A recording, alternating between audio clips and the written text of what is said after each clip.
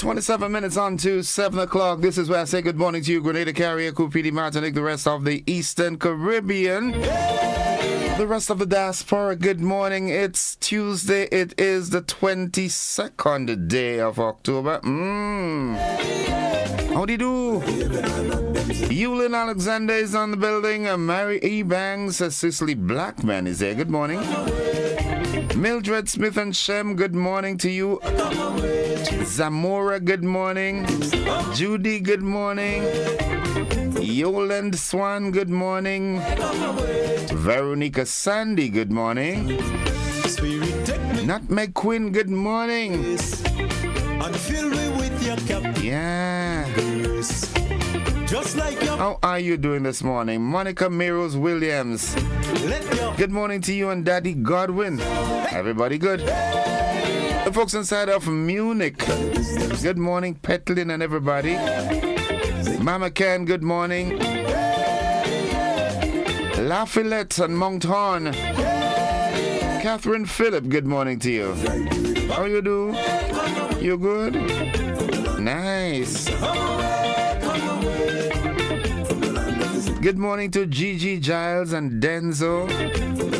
Daphne and Sylvie, good morning. Denzo. Yeah. It's 26 minutes on to the hour of 7 o'clock, and it's time for us to take the word of the day.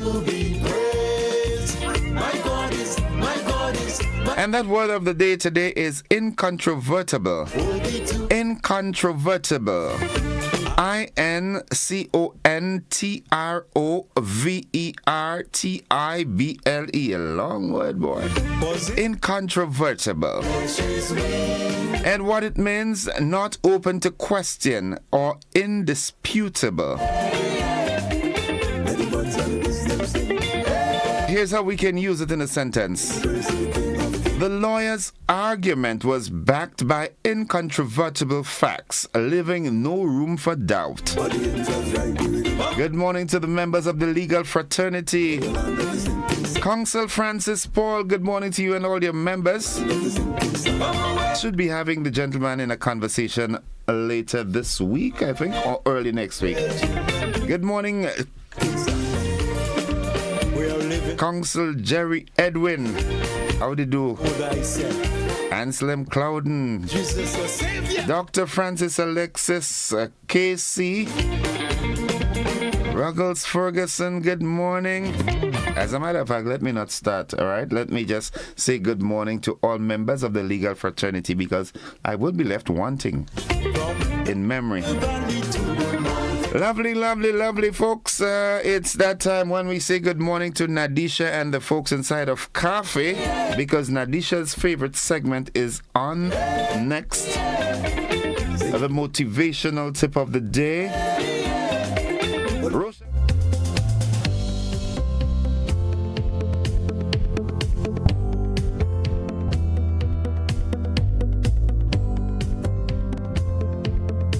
Important enough.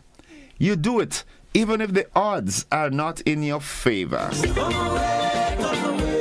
Yeah. I like the quote, but the guy that quoting it, I ain't so sure if I like him. Elon Musk. Eulyn, good morning once again. Jennifer Lawrence, Eva James, Dorrit Simon, and Michelle Bernard. Hermione, good morning.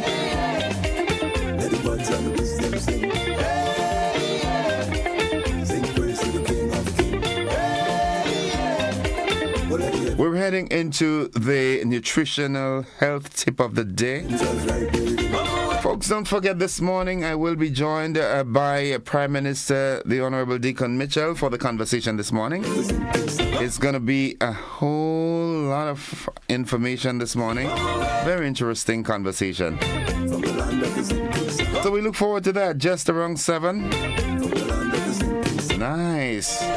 The nutrition health tip is up next. Follow these steps and you'll be fine. Drink lots of water. Drinking adequate water daily can help your kidneys to stay healthy because water helps to flush waste and toxins from the body. The kidneys are responsible for moving waste, toxins, and excess fluids from the body. Most of that waste is excreted through urine. Drinking the daily recommended amount of water will keep your body hydrated and also help the movement of blood and essential nutrients through blood vessels, the kidneys, and other essential organs. When you become dehydrated, this movement becomes difficult. Research has also shown that drinking the right amount of water can also assist in lowering your risk of chronic kidney disease because water is a primary agent which helps the kidneys to clear sodium, urea, and waste products from the body. Men should drink 10 cups of water a day, while women should drink 8 cups of water a day. Additionally, children ages 4 to 8 years old should consume 5 cups of water. Children ages 9 to 13 should drink 5 to 6 cups of water, and teenagers ages 14 to 18 should drink 6 to 8 cups of water daily. The amount of water you drink may increase depending on factors such as climate, exercise and physical activity, pregnancy, illness, and age. If you are diagnosed with chronic kidney disease, your water intake may differ from what is normally recommended. According to the American Kidney Fund Kidney Kitchen, people who are diagnosed with stages 1 and 2 chronic kidney disease are advised to drink enough water, around 64 ounces or 8 cups every day, as this helps the kidneys to stay hydrated and working well. Those diagnosed with stages 3, 4, and 5 and are or are not on dialysis may need to limit the amount of water and fluids they consume, as in these stages of kidney disease, fluid retention can occur. A medical doctor would advise their patients on water and fluid consumption, as each individual case may be different. Until next time, the Grenada Food and Nutrition Council reminds you to look, eat, and feel well. Rolls ring a bell? Yes, they keep the body working.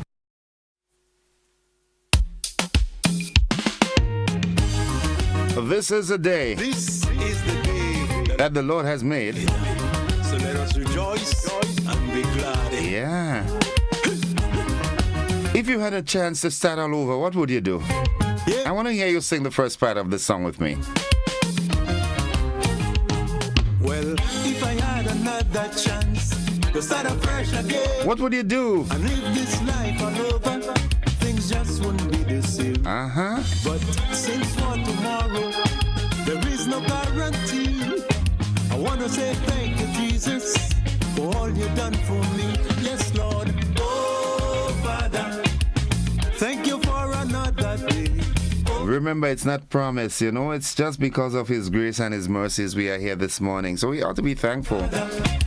Things might be tough, times might be hard, as they all, often are, but Yes, I'm still alive. where there's life, there's hope. Hold on to that. Bernadette Robinson, good morning from Southern Virginia. Oh, my child. Nice. Buzzing this morning, the 2024 Grand Leg debates into the quarterfinals, and also the Marquee Community Development Center and Emergency Shelter set for official handover. It's filled with so much ups and downs. In the region, it is said that nurses in the region are alleged to be academically qualified but unable to put theory into practice. And yes, Okay, my Savior, I want to hear more about that, trust in you. because I know we have some very qualified nurses in Grenada. Thank you for the breath I breathe. Oh, merciful Father, Defining the odds. provide my needs. Internationally, the White House refused to comment on Elon Musk's $1 million giveaway to voters. Merciful Father, I mean, Elon, come on, man. He says from now right up to November 5th, every day of the week, all right, in the swing states, what is referred to as the swing states, like Michigan and Wisconsin and those areas. These are the states that can really decide the winner of the U.S. election. Come on, October 5th. And November 5th, rather. And Elon Musk is in Trump's corner, and he's claiming, because he's a billionaire, big-time billionaire, he's claiming from now on, one voter in any of the swing states will receive $1 million a day until the election. till my walk is over, I mean, wow. I'll try to do my best. This is crazy, man. You'll take me Nonetheless, in sports, we hear that St. Lucia's Julian Alfred caps a remarkable year with 2 awards at the inaugural Connacht Sports ceremony. We'll have this and so much more in the newscast, which comes up right after these messages. Oh, merciful Father,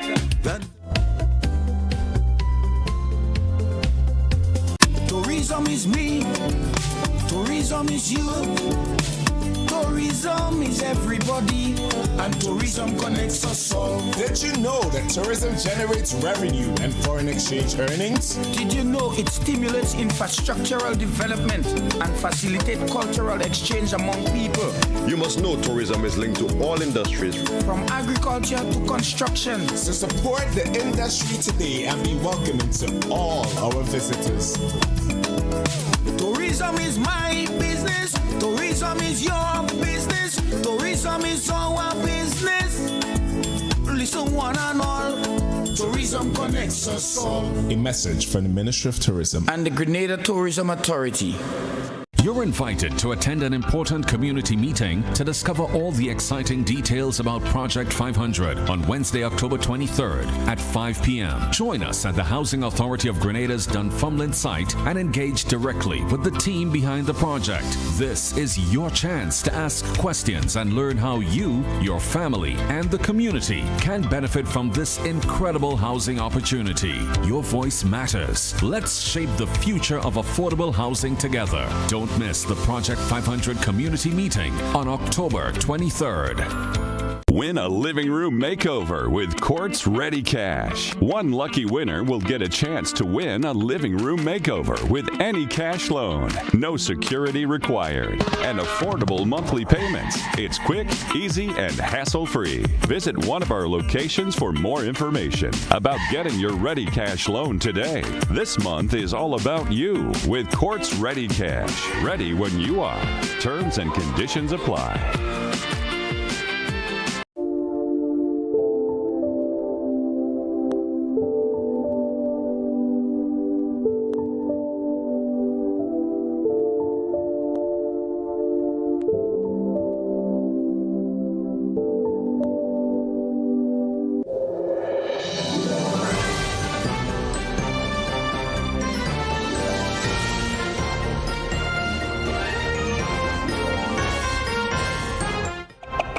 This is the GBN Morning News for today, Tuesday, October 22nd, 2024.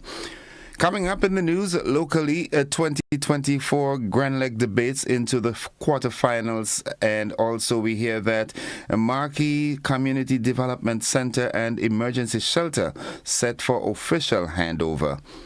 In the region, nurses in the region alleged to be academically qualified but unable to put theory into practice. Internationally, the White House refuses to comment on Elon Musk's $1 million giveaway to voters.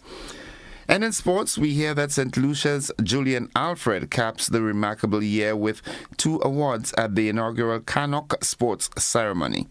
We've got the details of these and so much more after these messages.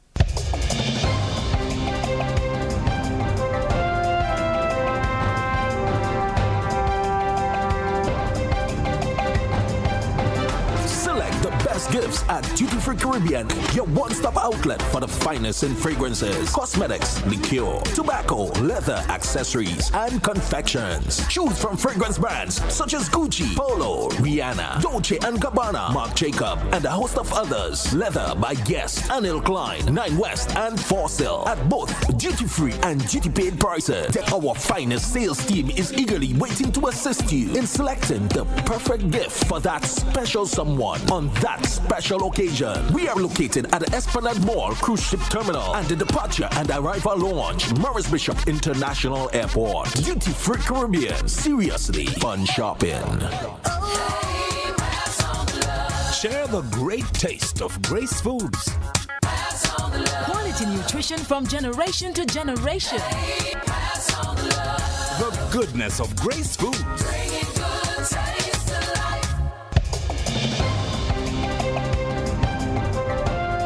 Good morning. With the news in detail, I am Gordon Joseph. The 2024 season of the Grand Leg debates continues with the third round today. Audiences are curious to see what thought-provoking topics the teams will take on next. The preliminaries saw the teams discussing topics centered around renewable energy sources. The teams in the round of 16 tackled issues revolving around energy policy and economics. From the 20 teams registered for the competition, 8 will move on to the quarterfinals. They are the Grenada Boys Secondary School, the Grenada SDA Comprehensive School, MacDonald College, Presentation Brothers College, St. Andrew's Anglican Secondary School, St. Joseph's Convent St. George's, the Anglican High School, and Westerhall Secondary School. 4 teams will secure a place in the semi-finals of the competition in November. A senior officer of the Department of Cooperatives is suggesting that schools should focus on teaching students how to collaborate and pool their resources for the common good, rather than fostering competition. Senior Cooperatives Officer Brian Grimes made the suggestion while emphasizing the need for the education system to encourage young people to explore cooperative ventures. We have more on this. And it goes back to the education system. It goes back to the education system where you have us as citizens being taught in a more competitive environment. Right. Come first, second, third. But guess what? When we all leave the school arena, we have to build our society, our country together. But because of what has been inculcated in us through the education system, we more try to fight each other. A cooperative is defined as a private business or organization that is owned and managed by its members and who benefit from its goods and services. Grimes argues that countries that adopt a cooperative model tend to achieve greater success compared to those that prioritize competition. In most great societies, you look at the Scandinavian countries and countries like Japan, they are very, very cooperative in terms of their culture and so forth. So this is what happens. People adopt a more competitive approach as opposed to cooperative, but I want to posit here, based on what I have seen in my personal experience, and I'm sure Mr. Emmons will share his, the cooperative principles lend itself to nation building. Brian Grimes there. And finally, on the local front, work on the Marquee Community Development Center and Emergency Shelter is complete. It's one of 4 community adaptation projects implemented by the Climate Fund Enhanced Direct Access Project, a US $1 million grant initiative. These projects, which focus on building resilience to climate impacts such as droughts, floods, and hurricanes, demonstrate enhanced direct access for civil society organizations and non-governmental organizations through an ongoing grant mechanism. The initiative, facilitated by the Service Provider Rural Development Unit, provides tangible benefits through the enhancement of community buildings.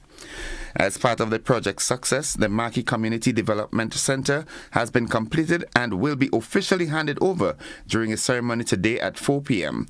The entire Marquee community is invited to attend, and the newly expanded center will serve as a community resource and emergency shelter.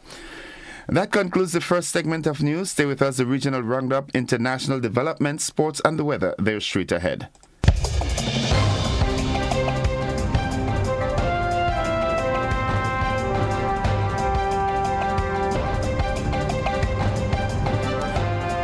It's 8 minutes on to 7 o'clock. We now join the Caribbean News Desk for this morning's edition of the Caribbean News Roundup.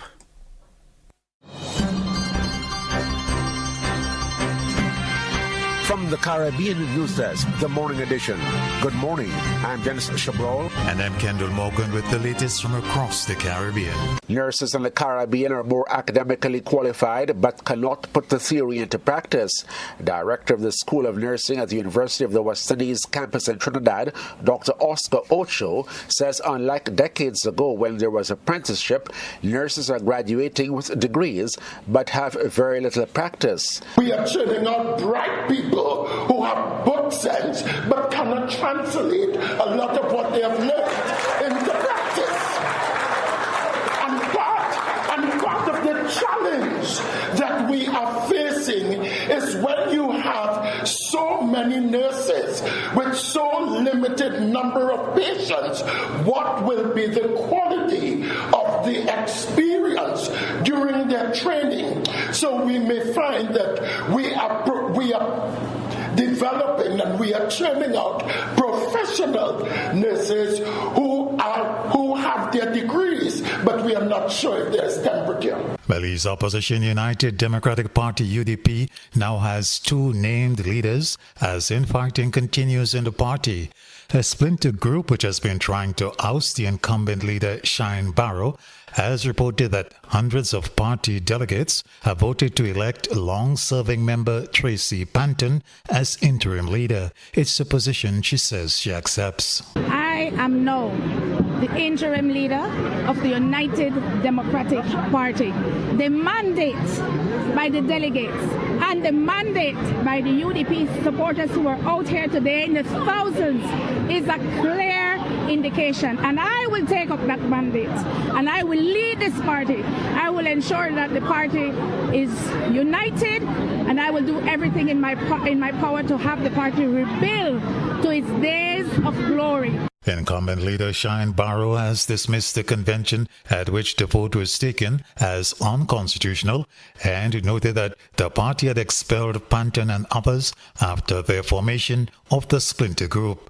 The Eastern Caribbean Supreme Court has ruled to reinstate a candidate in Montserrat's upcoming elections who had been deemed ineligible by the returning officer following last week's nomination day. Candidate George Kernan, a former Deputy General Counsel at the Guyana-based CARICOM Secretariat, had his nomination rejected on the grounds that he had not been a recent resident in Montserrat, a decision which was upheld by the High Court. The Supreme Court ruling means Kernan's United Alliance, led by former Premier Reuben Meade, will again have its full slate of 9 candidates. The ruling Movement for Change and Prosperity and the People's Democratic Party are the 2 other parties contesting Thursday's elections. St. Vincent and the Grenadines Prime Minister Dr. Ralph Gonsalves has warned the St. Lucia Labour Party against being infiltrated by foreign infiltrators. Addressing the St. Lucia Labour Party's delegates conference, Dr. Gonsalves said external forces want to fund St. Lucia's opposition United Workers' Party led by Alan Chasney. Don't underrate. There are people who are outside who want to do certain things in St. Lucia, just like they want to do in St. Vincent and the Grenadines. They will pour a lot of money into Chastany Party, you know. You remember the last time when he came? They say, well, this man got plenty money, and he no money, and he could bring money. Cuba has suspended non-essential administrative and educational activities throughout the country until tomorrow. Authorities say this is due to Hurricane Oscar and the power cuts. Oscar's arrival came just over 2 days after Cuba suffered a total blackout, from which it is just beginning to recover. Oscar became a Category 1 hurricane on Saturday after accelerated intensification and has already affected the Turks and Caicos Islands and the southeastern Bahamas. Jamaica is moving to create a new award to honor the country's most highly decorated cultural legends, Bob Marley and Louise Bennett Miss Lou. Prime Minister Andrew Holness, in his address to mark yesterday's observance of National Heroes Day, said the 2 will be the first recipients of the Order of National Dickon. This Heroes Day, I'm very pleased to announce that the government has done their preliminary work and will be moving forward with the legal process to introduce a new national honor, the Order of National Icon. On completion of the legal process, the Order of National Icon will be conferred on the Honorable Louise Bennett Coverley, Miss Lou, and the Honorable Robert Nestor Marley. This will be a most well-deserved and long overdue recognition of their legendary contributions to Jamaican culture and music. But opposition leader Mark Golden, in his National Heroes Day address, called for Bob Marley to be instead elevated to the country's highest honor of national hero. His greatness is embraced in all corners of the earth. He gave us the enduring power of one love, which is drawn on by the very theme of National Heroes Day 2024. time come for his status as a hero to be formalized here at home. This has been the morning edition from the Caribbean News Desk. You may contact us by phone or WhatsApp on +592 700 9293. Thanks for listening. And looking further afield, the White House has declined to comment on Elon Musk's increasingly prominent role in Donald Trump's presidential election campaign. The tech billionaire is offering $1 million a day to one random registered voter in key swing states until the election on 5th November.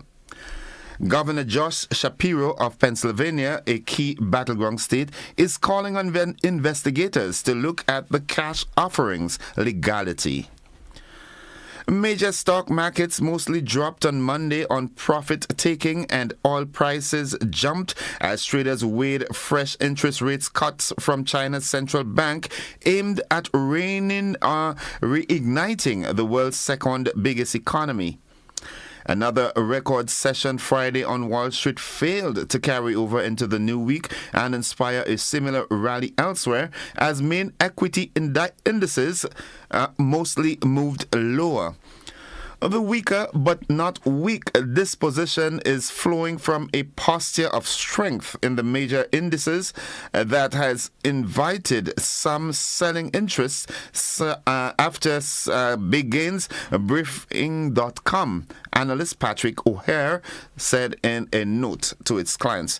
Heaven investment, gold reached a new all-time high on geopolitical concerns and uncertainty over the upcoming U.S. elections, analysts said. Oil prices, which tumbled more than 8% last week, also won support from Middle East unrest as well as from hopes of increased demand from China, the world's top importer of crude. China's central bank on Monday said it had slashed two key interest rates to all-time lows as part of an official drive to revive spending and achieve a 5% annual economic growth target. And finally, Dublin on Monday published binding rules to protect EU users of a video sharing platform from harmful content, promising to hold companies to account and end the wild west of self-regulation. The online safety code, applicable from next month, would bring an end to the era of social media self-regulation, said Ireland's Online Safety Commissioner Niamh Hodnett. The finalized code, formally adopted following consultation with the European Commission, will apply to platforms with their EU headquarters in Ireland. It requires that the platforms protect people, especially children, from harmful video and associated content. It will prohibit the uploading or sharing of child sexual abuse and content that incites violence and racism. The platforms will have a responsibility to stamp out cyberbullying and to ensure that there are ways for people to report content that breaks the rules. That's the regional roundup and international developments. Stay with us, the sports and the weather. They're straight ahead.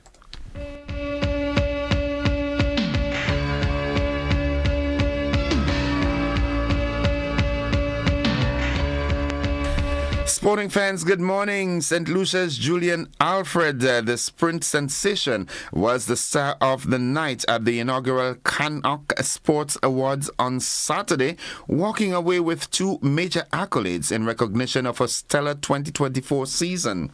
Held in Providenciales, Turks and Caicos Islands, the awards ceremony celebrated the best of Caribbean sport, and Alfred, the reigning Olympic 100-meter champion, World Indo 60-meter champion, and 2024 Wanda Diamond League 100-meter champion, was the undisputed highlight.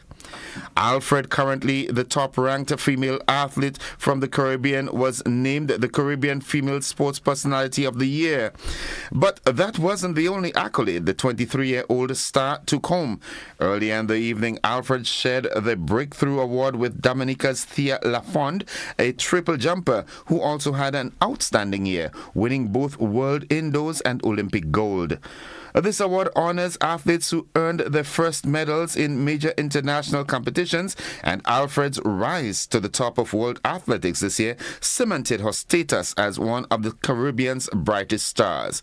The Caribbean Male Sports Personality of the Year title went to Mijane Lopez Nunez, the five-time Olympic wrestler champion from Cuba, who triumphed over Grenadian decathlete Lyndon Victor and Jamaica's discus thrower Rohey Stoner. And finally, in the sports, England white ball captain Jos Buttler has been ruled out of the one-day international leg of the upcoming tour of the West Indies after suffering a fresh injury setback. The England and Wales Cricket Board announced earlier this month that Buttler would return from a lengthy injury layoff to lead the side in 3 ODIs, starting with the series opener in Antigua on October 31st. But an ECB statement issued on Monday said Buttler would miss the ODIs after suffering a slight setback in his rehabilitation from a calf injury. The wicketkeeper batsman is, however, expected to join the tour party in Barbados ahead of the 5-match T20 series, which begins on November 9th. Essex's uncapped Michael Pepper was later called up as Buttler's replacement in the ODI squad. That's the sports. We'll have more sports for you during a luncheon edition of Sports. Stay with us. The weather forecast is up next, then the recap of the news. You're invited to attend an important community meeting to discover all the exciting details about Project 500 on Wednesday, October 23rd at 5 p.m. Join us at the Housing Authority of Grenada's Dunfermline site and engage directly with the team behind the project. This is your chance to ask questions and learn how you, your family, and the community can benefit from this incredible housing opportunity. Your voice matters. Let's shape the future of affordable housing together. Don't miss the Project 500 community meeting on October 23rd. After 7 o'clock, and for the latest weather forecast, we join forecaster Jonathan Price at the Met Office of the MBIA. Good morning, Jonathan. Good morning to you, and good morning, listeners. Here is the weather for today, Tuesday the 22nd of October 2024, as recorded at the Mars Bishop International Airport. It is currently fair. The winds are coming from the east at 13 miles per hour. Barometric pressure is 1011.8 millibars, which is below normal and rising. Present temperature is 29.4 degrees Celsius and relative humidity 78%. Yesterday's maximum was 32.7 degrees Celsius and the minimum last night 27.9 degrees Celsius. Over the past 24 hours, only a trace of rainfall was recorded, which brings the total. Hence, the total for the month remains at 72.6 millimeters. And now for the public forecast for Grenada, Carriacou, and Petite Martinique Valley for today and tonight. The weather is expected to be cloudy with light to moderate showers, some of which may become heavy at times, and a low chance of thunder, improving during the evening. Hence, there is a warning for a low chance of flash flood in areas so prone. Today's maximum is expected to be 31.5 degrees Celsius with winds easterly to southeasterly at 13 to 23 miles per hour, gusting higher with showers. Seas will be moderate to rough with waves 6 to 8 feet in easterly swells. Hence, a marine advisory is also in effect. Low tide will be at 11:30 a.m. and high tide at 5:30 p.m. Sunset will be at 5:45 and sunrise at 5:58. Just to be the public forecast for today and tonight. The weather is expected to be cloudy with light to moderate showers, some of which may become heavy at times, and a low chance of thunder, improving during the evening. And the warnings are for a low chance of flash flooding and a marine advisory is in effect. From the forecasters, Kenny Mons Bishop International Airport, I'm Jonathan Price. Have a great day. Thank you very much, Jonathan. Have yourself a great day likewise. Folks, the weather forecast came to you with the kind compliments of Rennick and Thompson Company Limited. Get money where you are, almost anywhere you are, send money over with Western Union. This is whoa, oh, oh, oh. This is whoa. It's Western Union. Send to your friends and your family. With Western Union, we're moving money. No matter where you are, you will never fall. Get money where you are, almost anywhere you are, send money over. Move it for better. Western Union, moving money for better. And folks, at 7 minutes after 7 o'clock to end the news, a recap of the headlines. The 2024 Grenada debates into the quarterfinals, and we also heard that the Marquee Community Development Center and Emergency Shelter set for official handover. In the region, nurses are alleged to be academically qualified but unable to put the theory into practice. Internationally, the White House refuses to comment on Elon Musk's $1 million giveaway to voters. And in sports, St. Lucia's Julian Alfred caps a remarkable year with 2 awards at the inaugural Cannock Sports Ceremony. Don't forget, folks, you can join me right after the news with the conversation where I will be joined by Prime Minister, the Honorable Dickon Mitchell. Now, that has been the morning edition of news for today, Tuesday, October 22nd, 2024. On behalf of the entire news department, I am Gordon Joseph, thanking you for listening, wishing you a productive day, and extending the invitation to you to stick and stay with the network, because we are with you anywhere and everywhere.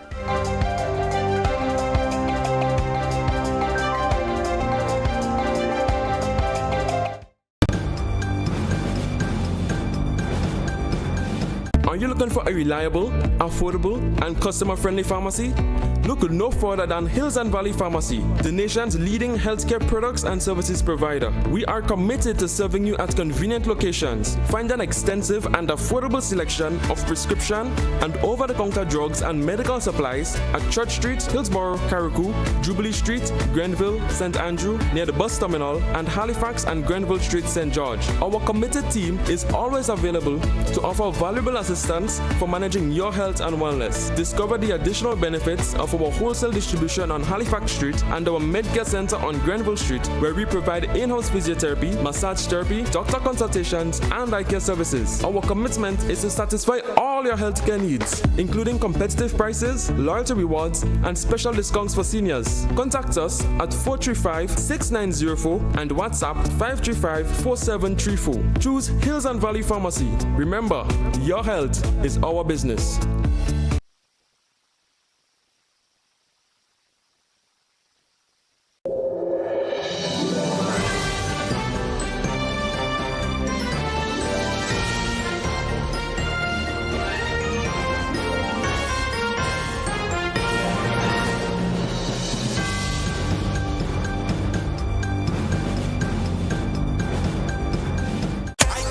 As we get ready to give thanks, the long Thanksgiving weekend.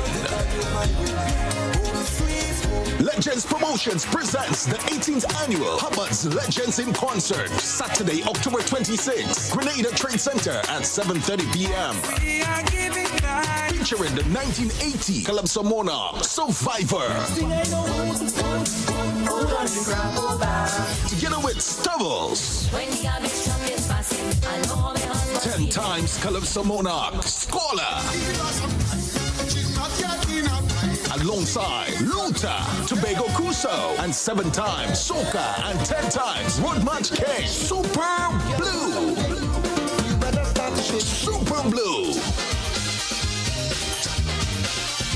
Tickets cost $16 and are available at all Gittins Healthcare Pharmacies, Wall Street, Grenville, and Guelph, Springs Shopping Center, St. David's Pharmacy, Clef Vision Eye Care Center, on the Carinage, and Gittins Pharmacy, St. George's. It's the 18th annual Hubbard's Legends in Concert, Saturday, October 26th, Thanksgiving weekend, Grenada Trade Center, 7:30 p.m. You can't afford to miss this one. Served Grenada for decades. We are the #1 and largest electrical supplier. Hi, welcome to Sun Electrical. How may I help? We offer electrical wire and accessories, tools, and appliances for all residential, commercial, and industrial applications, which is what we are known for. And we expanded our products with new innovative ways to modernize your home. New homeowners will be captivated in our lighting showrooms. Some more pendant lights here. These are very multifunctional because they can work for kitchens, living rooms, bedrooms. We have a wide selection of lighting, ranging from indoor to outdoor and solar. We are also available for site visit services to assist you with selecting the perfect light for your forever home. We are located at Dusty Highway in Grenada, St. George. Sudden Electrical. Best value, expert advice, quality products. We hope to see you soon.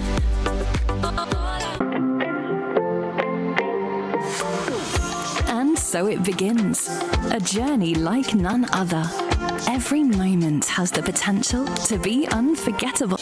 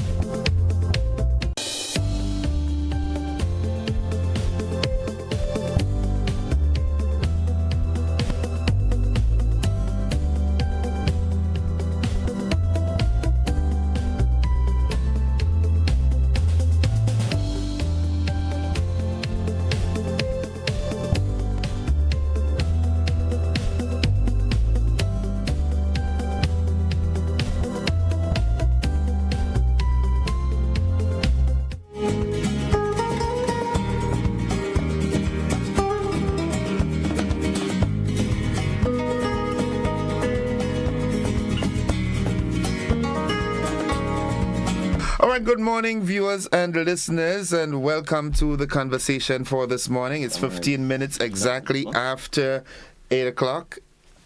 Yeah, it's 15 minutes after 7 o'clock, rather. And as I told you this morning, I will be joined by Prime Minister the Honorable Dickon Mitchell, and he is a man of his word. He is here with me this morning. Good morning, the Honorable PM. How are you? Good morning. I'm doing fine. Thank you for having me. It's a pleasure to be here. Well, the pleasure is mine to be sitting in such, esteemed company so early in the morning. That's a good thing. Time is always of the essence when we're having these interviews, because we know when we're having fun, time flies. So I'm going to try to engage you as much as possible. So we'll hit the ground running. Firstly, I want us to talk about the passage of Hurricane Beryl. All right, what has it been like for you as a Prime Minister after Hurricane Beryl?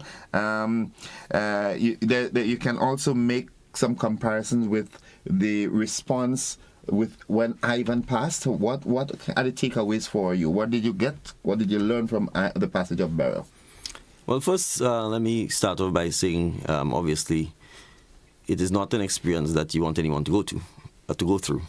And so for us in Grenada, particularly on the mainland, I think we have to count our blessings, because for the most part, save for the northern part of the island, which suffered significant damage, and Carriacou and Petit Martinique, the remainder of Grenada remained largely intact. So that's the first thing. I think we need to be grateful, and we need to appreciate that. It could have been a lot worse.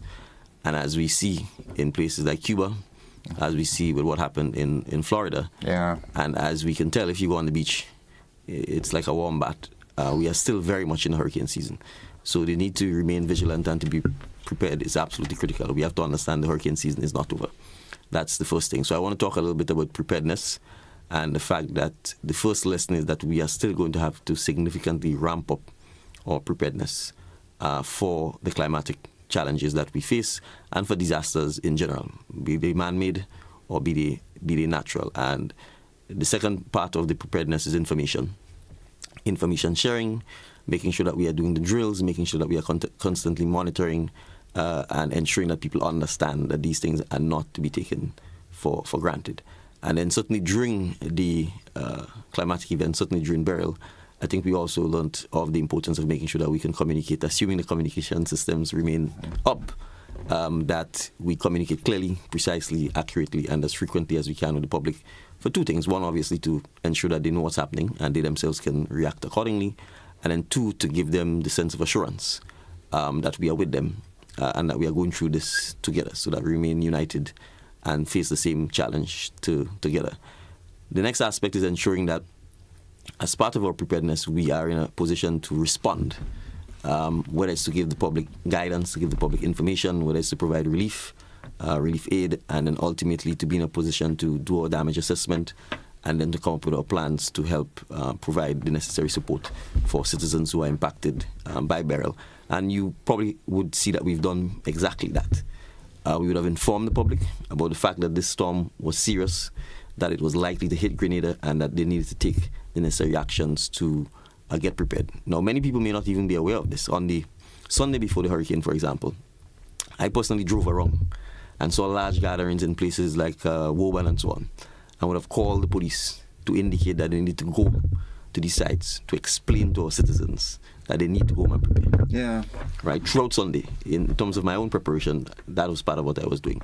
You would have appreciated that we would have activated our hurricane response plan at NADMA, that essentially we would have hunkered down pretty much uninterrupted from the Sunday at NADMA, ensuring that all of the major sectors who needed to be on standby, whether it's power, whether it's water, whether it's telecoms, whether it's health, would have had their personnel ready, who essentially were sleeping at NADMA, and they would have been there until this hurricane passed and for some time after, to make sure that we could take control of the situation and be able to ensure that the state didn't collapse. After Hurricane Ivan, the state collapsed. Pretty much every aspect of Grenada collapsed, whether it's the airport, the port, the police, the health services, housing, security, we could go on and on. And so we needed to make sure that that did not happen this time, and that clearly did not happen. Ensuring that the prison and so on was reinforced with additional security personnel, ensuring that the police had the security plan in place. All of that we would have put in place, ensuring that all of the hurricane shelters were open and the shelter managers and so on were in place, ensuring that for persons who lived in vulnerable areas or who didn't have someone to them, ensuring that they go to the shelters. All of that took place. And so the preparation and the response to burial was, I think, a lot more effective. There are things we've clearly learned. We have to decentralize the storage of supplies, particularly relief supplies, and we have to ensure that these supplies are decentralized before the climatic event reaches us. So we have to ensure in the north of the island, for example, on the eastern or on the western coast, that there are storage centers with food supplies, with dry goods, with generators, with chainsaws there, so that when we have the event, we don't have to find ourselves having to move everything either from the Port of St. George or from the NADMA building in Manjilo, because if you have roads that are blocked, or if you have landslides or bridges that are compromised, and you have one distribution point, then you know what could prove chaotic. Could prove chaotic. So that's one. And the relief, certainly coordination, because that's a major logistical challenge after, especially for Carriacou and Petit Martinique, where you don't have a functioning airport or an airport that can take a plane at night, or where the port itself is partly compromised. So ensuring that we could have coordinated all of the relief supplies that were coming in, both from outside and from within Grenada, and making sure that there was order, that it was predictable, that the distribution systems were fair. All of this, again, we were able to do, I think, quite admirably. One of the things I think we really learned is that the spirit of patriotism, brotherhood, fraternity, the kind of volunteers you saw coming to the rescue of people in St. Patrick, whether it's just with the cleanup or taking a neighbor who lost their home, similarly in Carriacou and Petit Martinique, that, I think, for me, was a major takeaway. So, one of the things that I think we can certainly look to do coming out of that is to create a volunteer corps of citizens who stand on the ready, not just to help people in Grenada, Carriacou, and Petit Martinique in times of needs, but regionally and internationally as well. I think it would be a wonderful opportunity for us to build on something like that. Because I'm happy you said that, because right after the passage of the hurricane, I interviewed a gentleman, I think he was coming from Argentina, that came with a core of people, and he said that that's what they do voluntarily right around the world. Wherever there are disasters, they just go. And now in terms, we've handled post-burial, because the natural disasters will not stop. They are coming harder, they are coming more ferocious, and everything like that. What are some of the plans do we have in place for going forward as a sort of proactive stance in the event that when it comes, whatever it is, not just hurricanes, because in Grenada we're tempted to believe that's only hurricanes, but we look around us and earthquakes are quite prevalent around the region nowadays, and the others will start surfacing because of the climatic changes. Well, we are already doing so. First, NADMA is being transitioned into a full statutory body. We've already passed the bill to allow that to happen, and in the coming budget cycle, we would be making sure the necessary subvention as well as the organizational structure is put in place, and the resources given to NADMA to become a full-time disaster management agency. Not a natural disaster, but a disaster management agency. That's the first thing. But even before doing so, the public may not be aware that, in fact, there is, in fact, a broader group that the Minister for Disaster Management, myself, chairs, which is multifaceted and basically has representatives from almost every sector in Grenada, where we actually constantly monitor and look at the potential threats that we face. So whether it's drought, whether it's pandemics, health issues, so that is ongoing. And by strengthening NADMA, we think we'll be in a better position to do so. We also need to appreciate that we have to build resilience and disaster preparedness and management into almost everything we do. So let's take our infrastructure, for example, or power grid. The power grid was completely destroyed. That's the transmission and distribution system in Carriacou and Petit Martinique. And the hurricanes are not going to go away. And so to that extent, we have to look at how we can harden and shore up the transmission and distribution system. So currently we are looking, for example, at the possibility of whether we run an undersea cable between Carriacou and Petit Martinique to supply Petit Martinique with power, rather than having a situation where, as it stands currently now, if the few poles go down in Petit Martinique, you have completely no power. We are looking at some of the main feeders, particularly in the south of the island. The south of the island accounts for about almost 40 to 50% of total load of the electricity grid. Now, if that goes down overhead, it means that Grenlec's revenue base is significantly compromised, and you would find, therefore, that Grenlec would probably naturally want to focus on trying to restore electricity to the south of the island. Now, if that is happening, it means the rest of Grenada is going to suffer tremendously as well. If we can put the transmission and distribution, at these lines, some of the main ones underground in the south of the island, anyway from the airport, for example, to St. George's University to the hotel belt. What it means is that we don't have to worry about the lines coming down in that area. And should there be, in a sense, a hurricane across the entire island, we can actually then deploy Grenlec's resources to the rest of the country much more effectively to ensure that they can restore it a lot faster. But we're also going to look at things like microgrids, where it is possible to have smaller generators stationed in places like St. Andrew and St. Patrick, particularly where you have critical assets, hospitals, police stations, etc. So again, we can ensure that we don't end up with a central system, that if the central system goes down, then island-wide, nothing works. That's an example. The telecom systems in Carriacou and Petit Martinique went down, both Digicel and Flow. Again, we have to look at how we look at satellite connectivity. The satellites are above the atmosphere, they can stay above the hurricane, and that we can maintain connection during, before and after the event. So looking at this is one of the things we are looking at regionally as well within CARICOM, because the entire region suffers from that. Our physical built infrastructure, from our roads, our bridges, and particularly our housing and buildings, we have to ensure that we improve the structure, the engineering, and that we build more things that can withstand these climatic events. So using technology is another example in terms of how we change the type of housing we look at. We've done some significant research into modular homes. It is likely for Carriacou and Petit Martinique and in Grenada that we will be introducing some of that because they are much faster to assemble, they are cheaper, and you have some that are built to withstand Category 5 hurricanes. So we have to look at some of those. So these are just some of the examples of the things we are seeking to pursue. Okay. Well, I know for a fact that the hurricanes are going to keep coming, and we have to be ready. Now, let us look at some of the key pillars that your government has planned to make a priority as we go forward. Yes, so I think we have, in a sense, 4 big transformative areas. Healthcare, and the linchpin of that would be the new Climate Smart Hospital at Hopeville, Calavini area. Second, skills training, technical training, digital training within the education system. That is absolutely vital.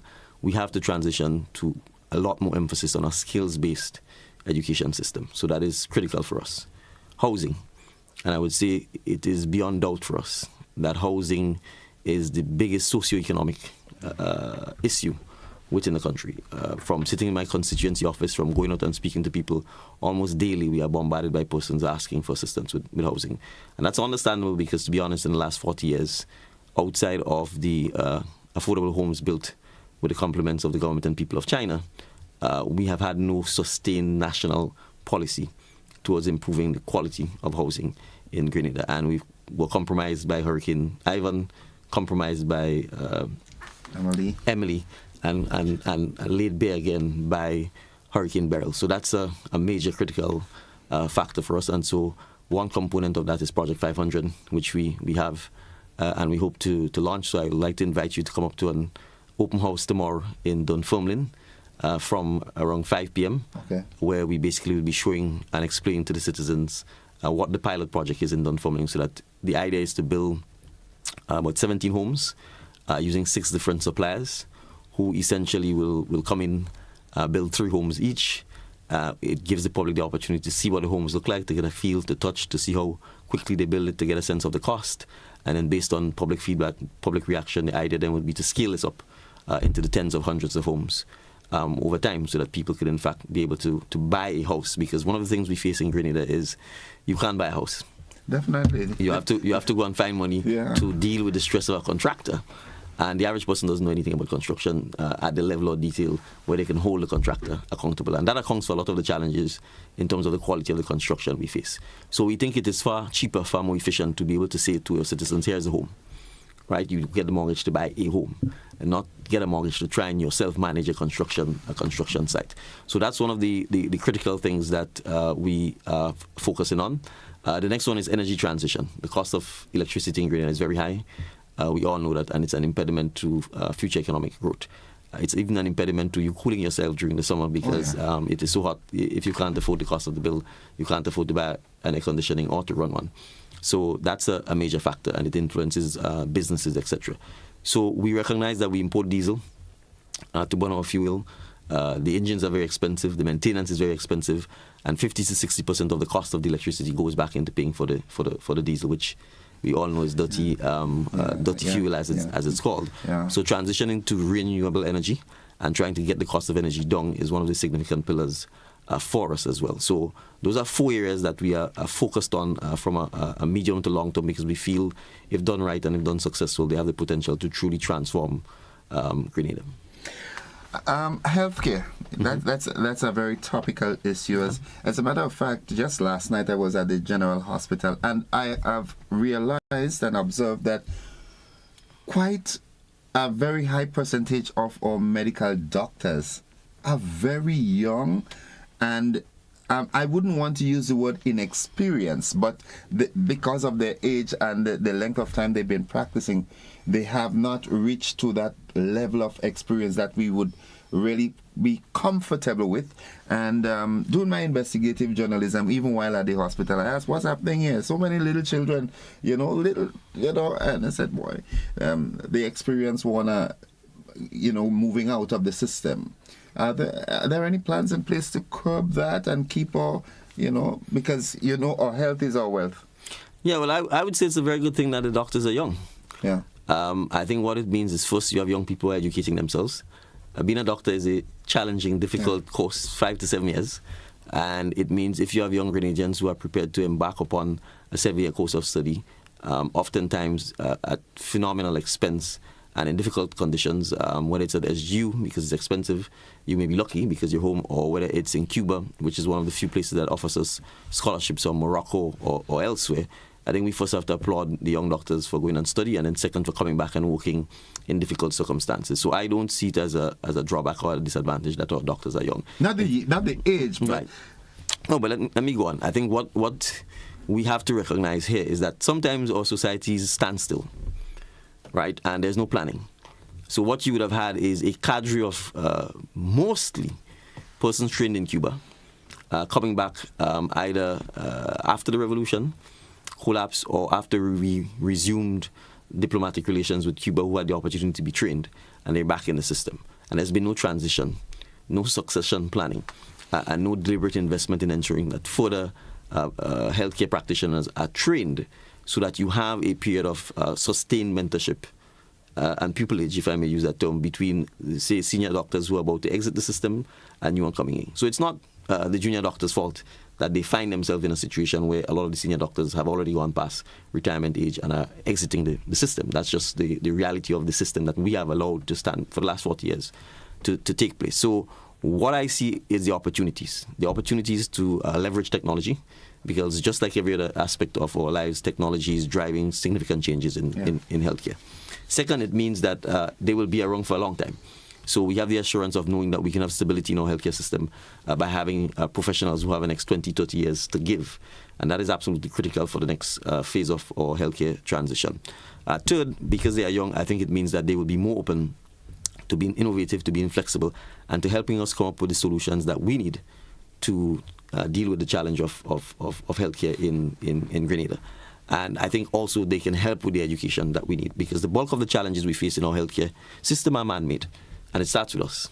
Our own habits, excessive consumption of alcohol, eating the wrong types of food, being static, not exercising, the mental stress and so on that sometimes we impose on ourselves because of the lifestyles we pursue that creates a lot of the anxiety and so on.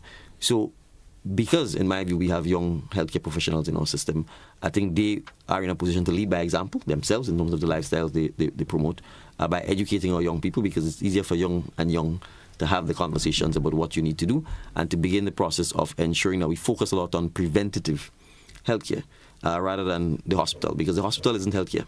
That's what people need to understand. Right, and so while there's a lot of focus on the hospital, the fact is we want to focus on not getting to the hospital and ensuring that we do the things that are necessary so that we don't ever have to be hospitalized. But if we do end up being hospitalized, that it's only genuine cases that end up in the hospital, and we can have a lot more resources within our primary healthcare system to be able to take care of a lot of the simpler things that people go to the hospital for. People run to the hospital to get a wound dressed or wound suited. I mean, those are things that should never be happening, and that we should be able to have that at the primary level. But this, I want us to appreciate, is going to require a number of changes. The way in which healthcare is financed. The current system is that, like everything else, there's taxpayers' funds, which the government collects through taxes, and then you have a budgetary allocation that says the Ministry of Health. And so we, to a large extent, therefore, healthcare is free. And because it is free, it means whether you could pay for it or not, you get it free. And so we have to get to the point where persons who can pay. And therefore, we have an additional means funding the payment of healthcare. We have to get to the point where people who can buy insurance to pay for the healthcare buys the insurance to pay for the healthcare. And therefore, those are some of the things we need to be able to tackle in the current healthcare system in order for it to be, in order for us to improve the quality. Because let's accept the reality: there are a lot of private healthcare practitioners operating right now, and they're successful, which means people are paying for it because they perceive, real or imagine, that if they pay for it, that the quality of the healthcare will be better, and that's fine. And I'm saying even within the public healthcare system as well, that has to happen, because how else are we going to improve the salaries of the doctors and the salaries of the nurses? You have to appreciate that if we're simply relying on the taxpayers' pot, education is competing for that. Police is competing. Prisons, roads, ports, airports, right? Farmers, fishermen. We can go on and on. And therefore, if everybody's competing for that single pot, what you have is a situation where the government has to make hard choices about how do you keep the police happy, how do you keep the teachers happy, how do you keep the persons who work on the roads happy, how do you keep the doctors and the nurses happy. And those are things we have to talk about dispassionately and understand that the We want to pay our doctors far more. They deserve to be paid better. We want to pay our nurses better. We want to pay the orderlies. We want to pay all of the allied healthcare persons who help support the system more. Where is the money coming from? If the system is such that nobody who can pay or who have the ability to buy insurance to help finance it doesn't have to pay. Once that happens, it basically means, therefore, you don't have the ability to raise the funding to pay the doctors and the nurses more money.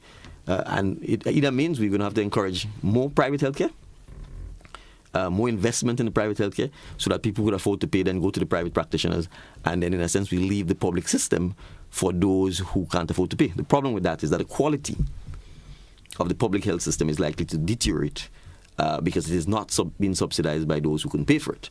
And you'll end up in a situation where, again, you're relying only on taxpayers, and you'll not find yourself to be able to solve the challenge of improving the quality of healthcare that we have. In recent times, some conversations surfaced as it relates to privatization of the healthcare system. Yes. And I went on and do my personal research, and I get to understand that there's a difference with privatization and statutorization. As a matter of fact, I further understand that at the moment the hospital might be operating under illegally based on the law, because it's operating from the law from 1954, whereas in 1998, November thereabout, a new law was passed, and it's supposed to be under the statutorization law. Yeah. So I'd say two things. One, those who talk about privatization are mischievous, deceitful, and do not have the well-being of the citizens of Grenada at heart. Let me repeat that. Those who talk about privatization are attempting to spread the propaganda and the rumor to obviously incite anxiety in people. That's one. But two, privatization of healthcare in and of itself is not a bad thing. Three, there is clearly a distinction, as you said, between a statutory body and a private entity. Now, us is a statutory body, right? But it's essentially a state-owned enterprise. GAFIN is a statutory body. It's a state-owned enterprise. The Airports Authority is a statutory body. It's a state-owned enterprise. The Ports Authority is a statutory body. I could go on. And I think just from giving these examples, Grenadians would understand what we are dealing with. Now, let me talk about what we are doing in healthcare. We have to improve the culture within the healthcare system. We have to improve the physical facilities within our healthcare system, hence the need for a new hospital. We have to improve the clinical practices within our healthcare system, and we have to pay our healthcare practitioners better. In order to do so, we have to find partners who have a proven track record of being able to do this. And we need to get a partner that is of international repute to help us manage and operate the healthcare sector going forward, and in particular the new hospital. So what we have done is we have put out expressions of interest to the international community, and we had significant responses from some of the major brand names internationally, from Burjil operating from Dubai to InterHealth, which operates a hotel in one of the northern Caribbean islands, to some of the major American brands, from Mount Sinai to Mayo Clinic, etc. The team that is responsible for managing that process would have narrowed down some of the potential partners that we can work with and have signed an MOU with Mount Sinai out of New York. And I think any Grenadian who goes to New York would be familiar with that sign. And you can easily go online and you can research them and you can see who we're dealing with. What we have first agreed to do is to enter into an agreement that allows them to do a gap assessment, a gap analysis of the current challenges that are at the hospital, because we want them to come in and say, we've looked at your system, we've interviewed your management, we've spoken to your staff, we've observed your operations at the hospital, these are your challenges, these are our recommendations for beginning to immediately improve that. And I know each person who goes to the hospital and each person who has a family member who goes to the hospital will welcome such an initiative because it's coming from an internationally recognized brand. So that's step one. Step two, we are saying for building the new hospital, we want to assure the public that quality care will be delivered. And that assurance is going to come from having an international partner who can operate with us to help us manage the system. Now, how we finance the hospital, how we pay for it, how we deal with it are all part of the financing model that we are going to have to come up. This hospital is going to cost hundreds of millions of dollars if you want to get it right. The hospital is going to become the centerpiece of a health industry. And I talked about it earlier to say if we are going to improve healthcare, we have to improve the financing for healthcare. So we want medical tourism. How do you get medical tourists to come to Grenada? You have to offer them a service. I'll take a simple one. Let's take cosmetic surgery. That they will feel confident and comfortable to come to Grenada to do. When people travel, they tend to be adventurous. So whether it's a butt lift or a tummy tuck or something with their face, they are more likely to do it. What better place to do than Grenada?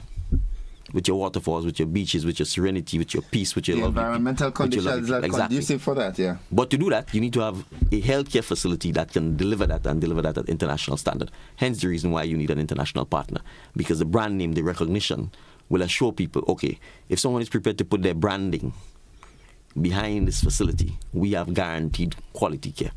What that does is improves healthcare for everybody in Grenada, not just the tourists, for all of our citizens, because we now have access to that facility, which hitherto we would not have had. And you know what? Almost every week you have a Grenadian driving wrong with a truck trying to raise funds to pay for someone who has to go to Trinidad or Barbados or New York or Guyana for surgery.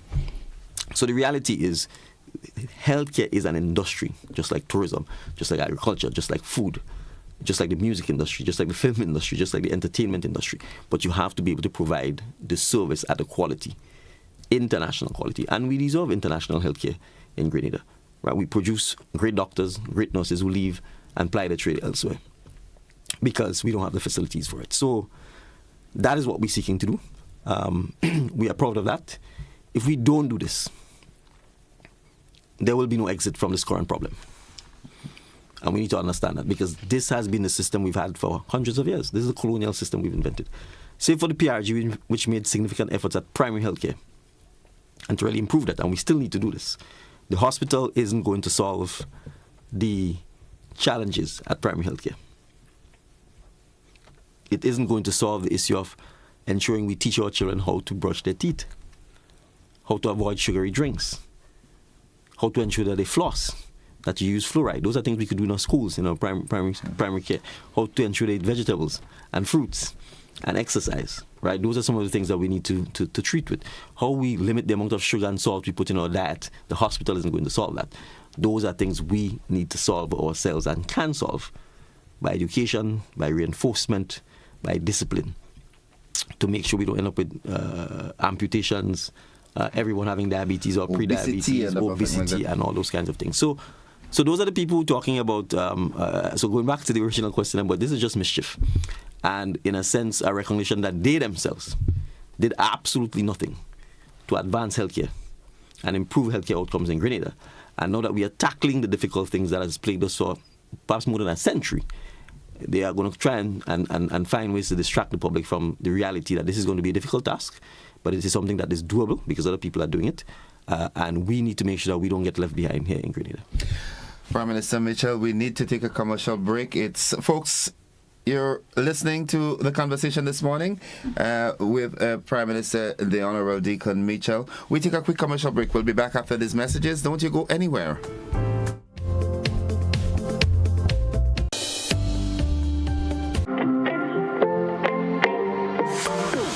And so it begins. A journey like none other. Every moment has the potential to be unforgettable. Bring home a piece of the tropical green forest with every emerald.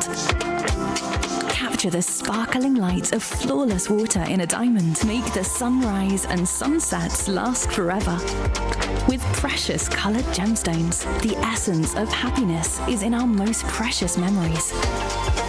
So when it all comes to an end, bring home something that will last forever. Colombian Emeralds International. Bring home more than a memory.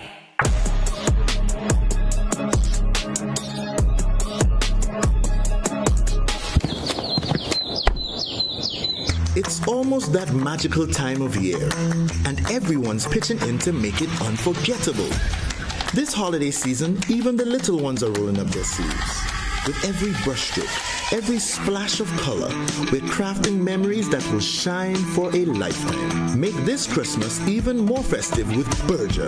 Enjoy up to 40% off selected items and enter for a chance to win big, up to $1,000. To enter, purchase any Berger product nationwide. Terms and conditions apply. Christmas just looks better with Berger. May I have your attention, please? This is a message from IMCORT, an initiative under Caritas Grenada. We are geared on improving community resilience together. Let's prepare for the hurricane season. First thing first, let us talk about the basic emergency supplies that you may need during a disaster preparation. You don't need to buy expensive gear. Just focus on the essentials. Here are a few items that you may need. Water. Aim for at least 1 gallon per person daily for at least 3 days and store them in clean, food-graded containers. Purchase non-perishable foods like canned food, dry pasta, peanut butter, etc. Ensure to have enough food supply for at least 3 days. First aid kit. Ensure that your first aid kit has bandages, antiseptics, pain relievers, and any prescribed medication. Flashlights and batteries. Power outages are common during a disaster, so reliable light is essential. Manual can opener. You don't want to be stuck with canned food during a disaster with no way to open it. Everyone should have a whistle and a powered battery radio. The whistle is to signal if you're in trouble, and the radio is to keep us connected if cell services go down. Remember, you can build this kit over time. Just start with the basics and add as you go on. Improving community resilience together. This is a message from IMCOT. If you're 50 years and over or turning 50 in 2024, our 50-plus car insurance is perfect for you. It's loaded with free benefits like loss of use, special perils, and windscreen cover up to $2,500.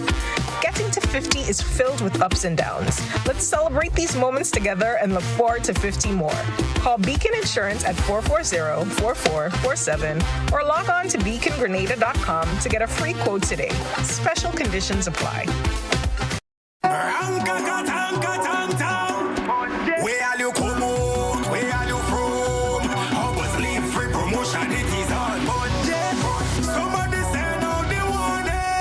Spend $50 or more at any Hubbard's department or participating outlets for a chance to win free fuel, free drinks, free prizes, free property and vehicular insurance, free Hub TV and internet, free electricity, free coke, free water, free cooking gas, free paint supplies, free Dutch Lady milk, free passes to Sunshine promotion events for 2024, free groceries, all for 1 whole year. And every winner receives a free lunch package. But that's not all. Drive away in style in a brand new Isuzu D-Max.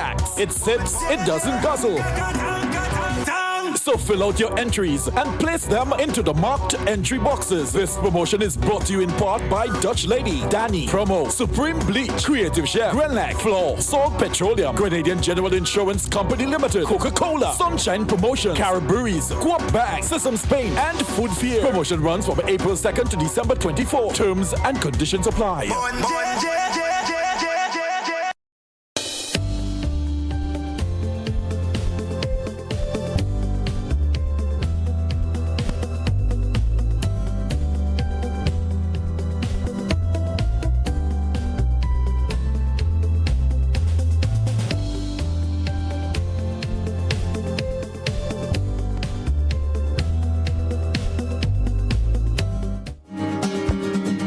Welcome back, viewers and listeners, to the conversation conversing with Prime Minister Dickon Mitchell this morning. Welcome back, PM. And thank you. We left out on the privatization / statutarization of the healthcare services in Grenada. And I said I did some research and realized that there are 2 laws, one from 1954 and the revised one of 1998. You care to elaborate on it? Yeah, I mean, there already exists legislation on the book. For example, Act number 4 of 1998, which is now Chapter 130A of the Laws of Grenada. It's called the Grenada Hospitals Authority Act. So this act actually already creates by Section 3 of the Act, a body to be known as the Grenada Hospitals Authority, hereinafter referred to as the authority to which Sections 47 and 49 of the Interpretation and General Provisions Act reply, which means it has actually created a body corporate, which is a separate legal entity in law, and it's a statutory body. So to some extent, whether the hospital itself ever transitioned under this is to be determined, because I was not around in public life in 98 and any time thereafter. But it already means that there's legislation on the books that if we wanted to transition the hospital towards this legislation, that can be done. And the reason for oftentimes creating statutory bodies or executive agencies and so on is to make them more efficient and more effective, and to give them the opportunity to do things like independent fundraising or getting independent funding to help treat with some of the things. So whether it's raising loans, whether it's obtaining grants, etc., ensuring that decision-making is a lot more effective, a lot quicker. Let me give you an example of what I'm talking about. And people have to understand, we talk, but oftentimes we don't make the effort to find out what the challenges are. The public service has a certain construct. Government service has a certain construct. That's the reality. They don't call them bureaucracy for no reason. They're slow. They're tedious. They're cumbersome. There's rules and regulations, and you go up and down, sideways, crossways. Sometimes it's like a labyrinth. In the healthcare sector, when you need to recruit a doctor, a nurse, or somebody, you need alacrity. You need speed. A well-trained doctor isn't going to sit around for you to go through all of this Public Service Commission, Department of Public Administration, PSA, this year, that year. Before you say we're hiring you, they move on. And so part of the challenge we have within the current healthcare system is, believe it or not, there are Grenadian doctors who go and study and come back, and they are sitting home waiting for a call from the Ministry of Health because of the same process. And in the meantime, they move to another country, to St. George's University or elsewhere. And we have a shortage of doctors and nurses in the system now. So the system does not allow for the kind of speed and efficiency and alacrity that we need. And so when we need to hire a doctor, you should be able to go and hire a doctor just like how you hire anybody in the private sector, almost immediately. We can't do that now with the system that exists. And instead of talking about those things and how we find solutions to that so that we can make the system more effective, you just have people talking around and around the issue. Do you know what doctors work for? After 7 years of studying and knowing the level of degree and difficulty, you think doctors are going to remain in Grenada in the healthcare system beyond any significant length of period of time? They are not. They're human beings who need to take care of themselves just like everybody else. The job is enormously difficult, enormously stressful. You are dealing with life and death decisions almost every day. You're seeing human beings at their lowest often. And how are we going to pay them? By depending on taxpayers' funds only? No. If you don't change that, they will leave. And that is what has happened in my engagements with the doctors, the same junior doctors you talked about. You know what they said to me? We are training doctors for other people. We pay for them to get the scholarships in Cuba. They come back or elsewhere. They train for another 1, 2, 3 years in the hospital, and then they leave. And we repeat the cycle. Repeat. And we expect improved outcomes. So we can sit and criticize the doctors. We can criticize everybody who works in the hospital. We can say it's politics. We can say it's this Minister of Health, no good, this, whatever. Nothing is going to change unless we are honest with ourselves, unless we start recognizing that there needs to be fundamental systemic change in the healthcare sector if we are going to improve the outcomes. From the way we finance it, the way we pay our teachers, the way we pay our doctors, the way we pay our nurses, and all of the people working in the healthcare system. The fact that we need help from outside, international experts, international expertise, the fact that we may have to go on a deliberate recruiting effort after to recruit Grenadians in the diaspora, and the fact that as a country we are going to have to spend millions of dollars deliberately training people in the healthcare sector and retaining them, because we can't train them and let them go. At least retain some of them. Okay.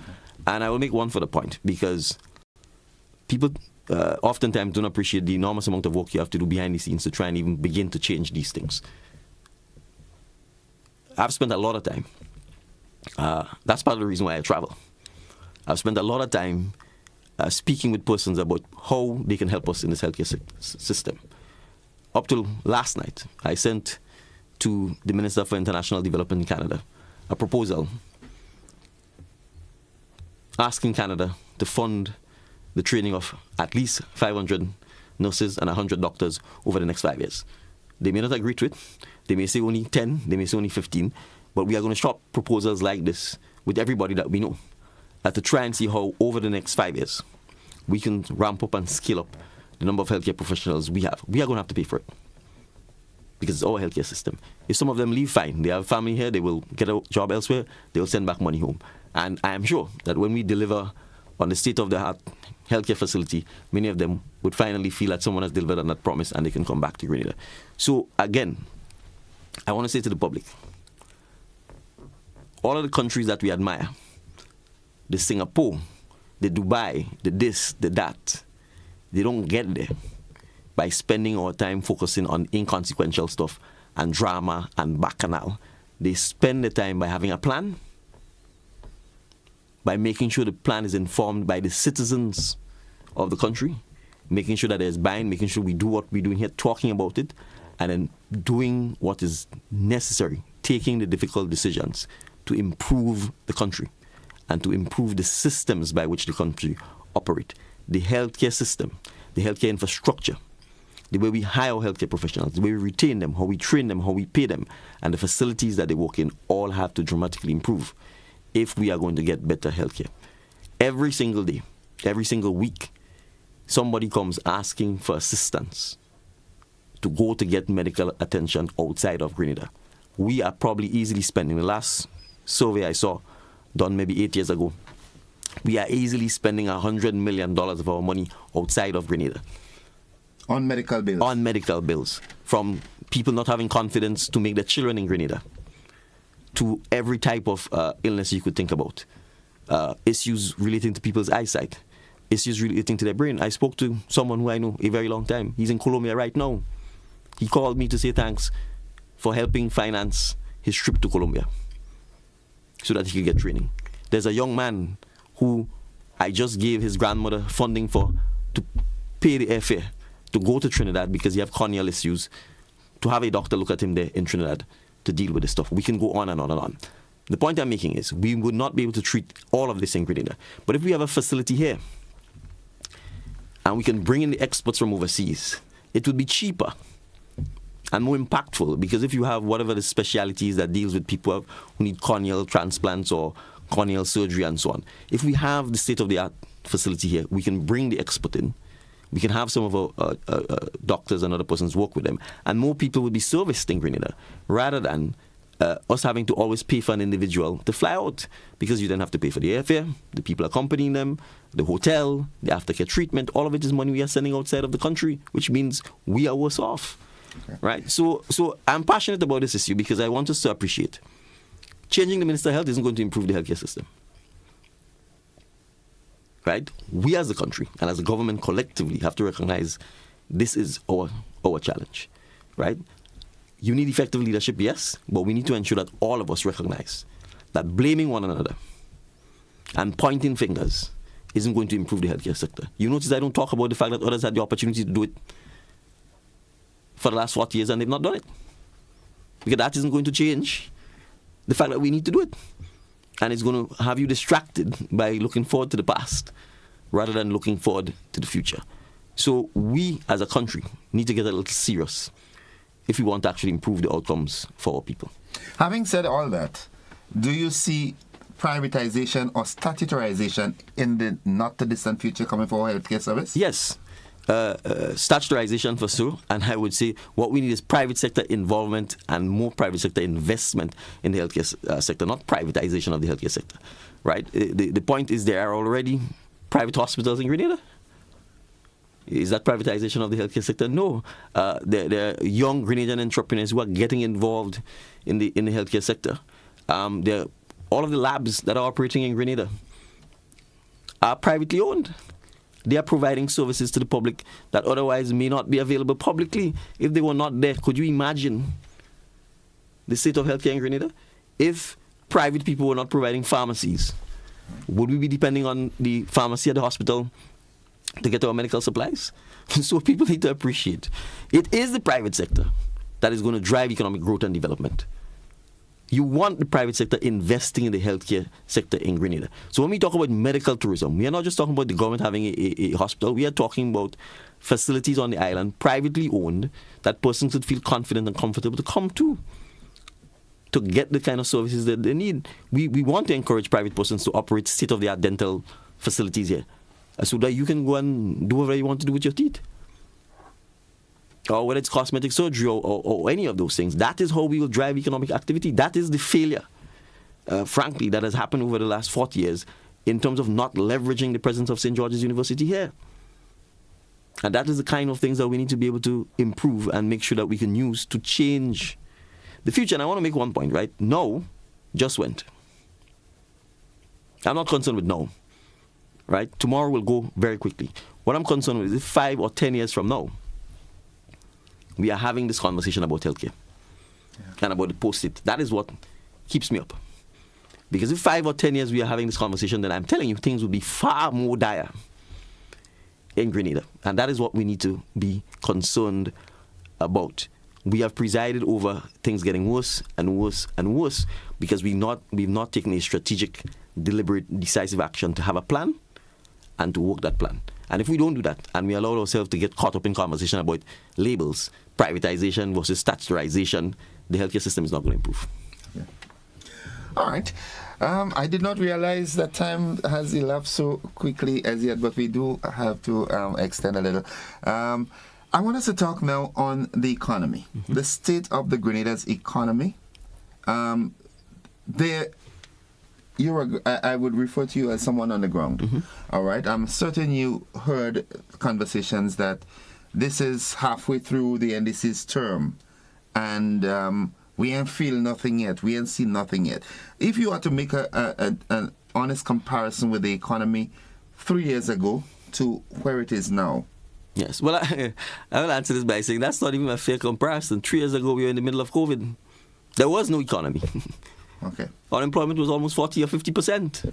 So there's nothing to compare with. So even I wouldn't, in a sense, blow my own horn over the dramatic change in the economic circumstances of Grenada 3 years ago to now. Okay, so let's go. So let's just talk. Well, similarly, there's no comparison. Let us simply talk what we have done in the last 2.5 years. So the fact is, almost 50% of the population was unemployed. Heading into 2021, 2022. Youth unemployment was almost perhaps 60 or plus %, right? You remember the entire tourism sector had been closed down. Cruise ships had not come into Grenada for a significant number of periods. People had been laid off, farmers, everybody, right? All of the retail sector, etc., was shut down. And we were coming out of that. So there's really no economy to talk about. What have we done? The tourism sector is fully open. Phenomenal numbers. In 2022 and 2023, record-breaking numbers, never had before. We have continued to support and encourage all of the tourism products and projects that we met. 6 senses have since opened. Intercontinental is being built. Last Friday at Port Louis, Naguib Souri and his team opened an entertainment shopping complex. We are concluding our deal with them to have the Kawana Bay site rebuilt. Let us remind people, Grenada was facing $100 million+ lawsuit, arbitration proceedings in Washington, brought by the former developer against the state of Grenada when him and our then Prime Minister fell out, and when our Prime Minister made some rather unfortunate remarks in our Parliament about an investor that previously he was all hunky-dory with, and talking about the best CBI program, etc. The CBI program has continued throughout, notwithstanding the geopolitical tensions and challenges that we face. Its management, its oversight, its governance is second to none. And we continue to get revenues from there. We have pumped hundreds of millions of dollars into the economy. So let us not forget, by November of 2022, in excess of $75 million had been paid to pensioners who prior to that had not received their pension for the last 40 years. So when we talk about feeling it, go and talk to the pensioners who are retiring into poverty, who couldn't pay their electricity, their water bill, who couldn't buy their food, who couldn't repair their homes, who couldn't pay their medical bills, who, in one fell swoop, had access to $75 million, and who since are receiving their monthly pensions. We're talking hundreds, if not thousands of Grenadians. So if you want to talk about feeling it, go and ask them.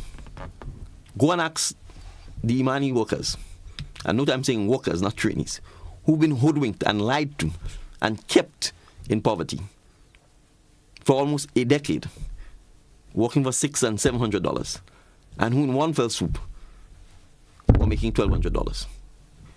A 1/3 increase in their income. Go and ask them about feeling it and on the ground. Go and ask all of the construction sites where the contractors can't even find workmen to work. Go and ask the hoteliers, they can't even find persons to work. They are begging. We have to import labor into the country. So the reality is the economy has grown, it is growing, and mind you, we just had a hurricane. In most cases, hurricane tends to wipe out your GDP. Right? We will let the numbers coming at the end of the day and you will see what has happened. We've had a hurricane and we've had a significant turnaround immediately. We were open for business within a month. It is the confidence people have in the governance of the country. The CARICOM Heads of Conference meeting was held 1 month after the hurricane. Imagine that. 1 month after the hurricane. The hotels and so on in the south of Ireland were open and doing business thereafter. Let us go to CARICOM right now. Minister James will be on the press conference tomorrow, the post-cabinet press conference. She will talk about the phenomenal work that has gone about in cleaning up CARICOM and PT Martinique.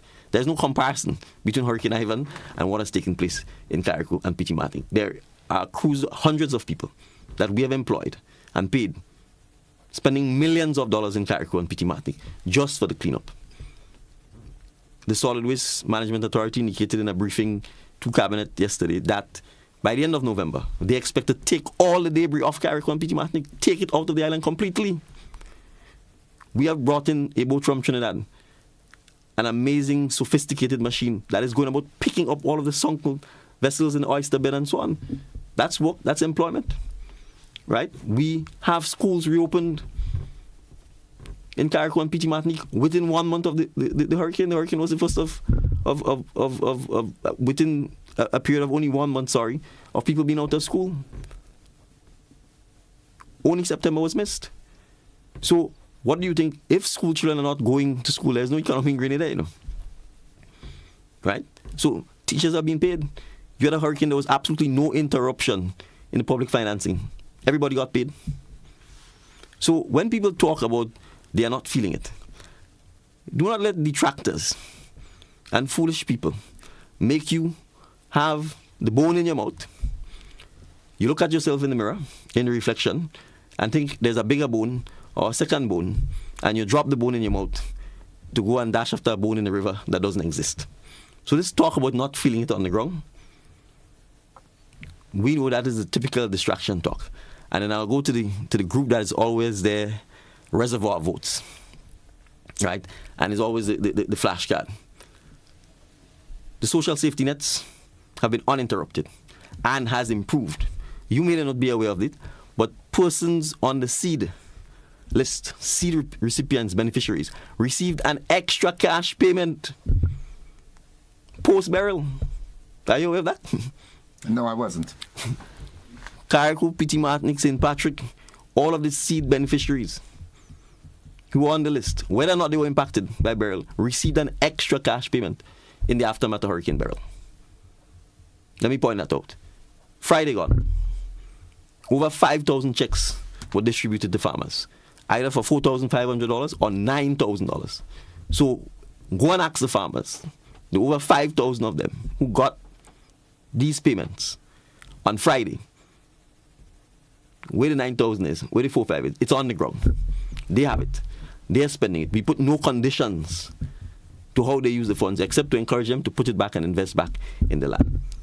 Go and ask the folks in CARICOM and PT Martinique, who we've said to them, for those whose boats and so on are impaired, we will pay for the materials and so on to repair your boats.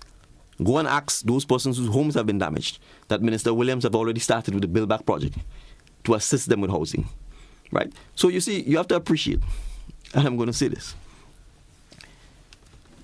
People always, when they're seeking their own self-interest and when they can't come to grips with the reality that Grenada doesn't belong to them and that the power they once held has slipped from their hand and the possibility that it may never come back. So they will do anything and say anything to fool the people who are benefiting from stable, transparent, democratic, non-intimidatory governance into thinking nothing happening. But the citizens of this country know better. And that's who I'm speaking to, the citizens of the country. You do appreciate we're in October and debushing is going on all over the country? Yeah. You appreciate that. So when they like to talk, remember school only opened in September, you know. We are months since school has opened. And the famous debushing program that they went and tell people, go stop, we ain't going to give them the little kakada, we ain't going to give them the little pankwai. It's October and it's going on. Right? So I want to make the point. The public servants. We settled very early in our term a 3-year collective bargaining agreement with them. And they've been getting the increases in salaries. They don't have to march up and down. They don't have to get into no fight and no argument with anybody. The teachers who, the day before election in Tam CC, were standing on the roundabout with placards and complaining, we have paid them millions of dollars in all kinds of retroactive pay that the former administration didn't pay them. So I could go on and on. The CES Secretariat, when we got in, there were funds sitting there from the Caribbean Development Bank given to the government of Grenada to support softening the impacts of the pandemic. It was sitting there, they were not giving it to people. We created a grant program that disbursed millions of dollars to farmers and fishermen and small business people within the country so that they could do their own businesses. We have just renewed the micro, small and medium enterprise concession package so that persons with small businesses could go and get concessions from the Ministry of Finance. The Creative Affairs Desk and Economy was created. Musicians, people in the multimedia space. I think I heard one of your colleagues, I believe it's Mike here, one of them, who talked about for the first time in his lifetime and in his career, he was able to get concessions to support his business. So we need to be careful because you see, we understand human nature. You ask for a yard, you don't want a mile. You ask for a mile, you don't want a parish. And there's nothing wrong with that. But resources are not infinite. We have to manage the economy. We have to ensure that there is sustainability to what we do for the interests of the citizens. But without question,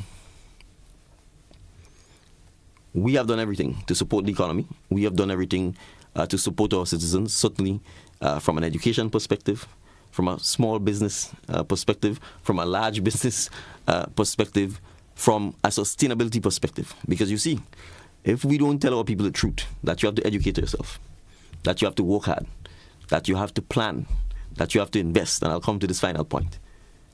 You have to think about what happens to you when you stop work, when you get to 60, when you get to 65. And if you don't have a pension or retirement savings scheme or some kind of gratuity scheme in place, you are retiring into poverty or you'll have to work until you die. Which is the administration that has come in and said, first of all, we pay the retroactive pensions for the established public servants, and then we will pay you your pension. The National Democratic Congress administration. One other point. We have almost 4,000 persons in the system right now working for the state of Grenada who do not have a pension, except the NIS. And in some cases, they don't even have that because the former administration hired them as contractors, contracts for service, and told them, you pay your NIS. We're not paying it for you. We changed that. We said, no, you are actually, we know this is just a guise, it's just a label. A fork is a fork. You could call it a spade if you want. We will pay the NIS because it's in our interest and your interest to have the NIS paid. So if you're a female and you get pregnant, you can get your maternity leave. You can get your sick leave. Right? You can get some sort of disablement benefit if you get injured on the job. But we've gone further. We have spent the last 18 months engaged in significant consultation. We created a technical working group. We hired a consultant. And we have come up with a draft legislation and the pension plan to treat with over 3,000, probably a little under 4,000, I'm saying on around 4,000. I think the number is 3,600 persons who are in the system who don't have a pension, so that we can give them the opportunity to get this pension. Where they contribute, we contribute, and the pension is vested and actually funded. And I want to make this point. The current pension system for established public servants is not funded. And what that means is, if the economy tanks, if the government revenues gets into trouble, because it's not funded, it's coming straight to the taxpayers' money, it could easily stop. Because when governments have to make tough decisions, retirees are the ones who suffer first, because you're not working, so you can't strike. So you can't grind the government to a halt. So they will pay the workers because they need the government to function. But as a retiree, you become vulnerable. And if you don't believe me, look at what is happening in England right now. So we are the ones who have taken up 40 and 50 and 60-year-old issues that have plagued Grenada that they all have run from, because they only think about getting back into office. I'm not thinking about getting back into office.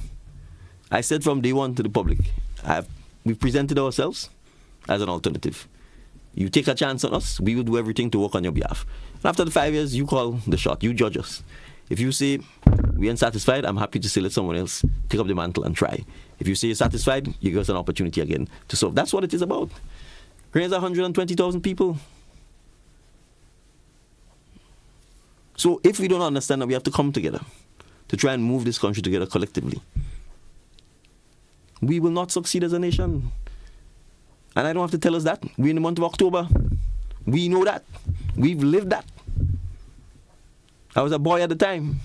So for those who are older than me, who continue to encourage the division and the dislike of each other, why should I dislike you simply because you want to support someone else for office? Why should I say you should not benefit from healthcare or benefit from seed or housing because you support and have a different philosophical or political opinion? That is what we've reduced our country to. So we fight with one another over seed and hate each other because someone get 2 sheets galvanized and another person ain't get. And we talk about we're a Christian society. What happened?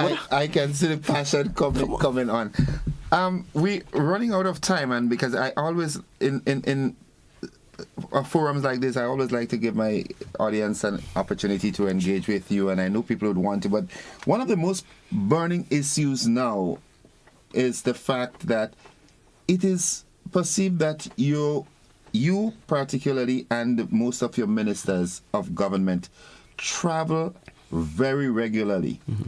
And to some, it is a burning issue. There are those who are of the opinion that a lot of personal businesses are being done with state resources when you travel and so forth. You care to elaborate and clear upon this? You know, it's because I have a sense of humor, I hope, that I'm going to answer this question. First of all, I'm going to say to you, the person complaining, I wouldn't say persons, no, I'm saying person, singular, complaining because in Grenadian language, they're jealous. That's the first point.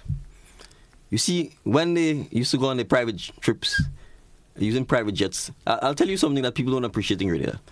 The email address of the Prime Minister is a state email address. It's not a personal email address. So when I demit office, assuming the email address remains the same and so on, whoever is my successor will have the same email address. And they will have access to the prior emails. So when they were on their private jets, with whoever they were, they didn't care to tell Grenada about where they were going or what they were doing. In my case, I'm as transparent as they come. So from the time I leave the airport to wherever I am, to where I come back, you've seen it on social media, and you understand what it is I'm going there to do. But I also want to deal with the reality. So that's the first thing. We are not traveling too much. And I will speak for myself, first of all. I'm the chairman of CARICOM. Grenada is also a member of the OECS. Grenada is also a member of the United Nations.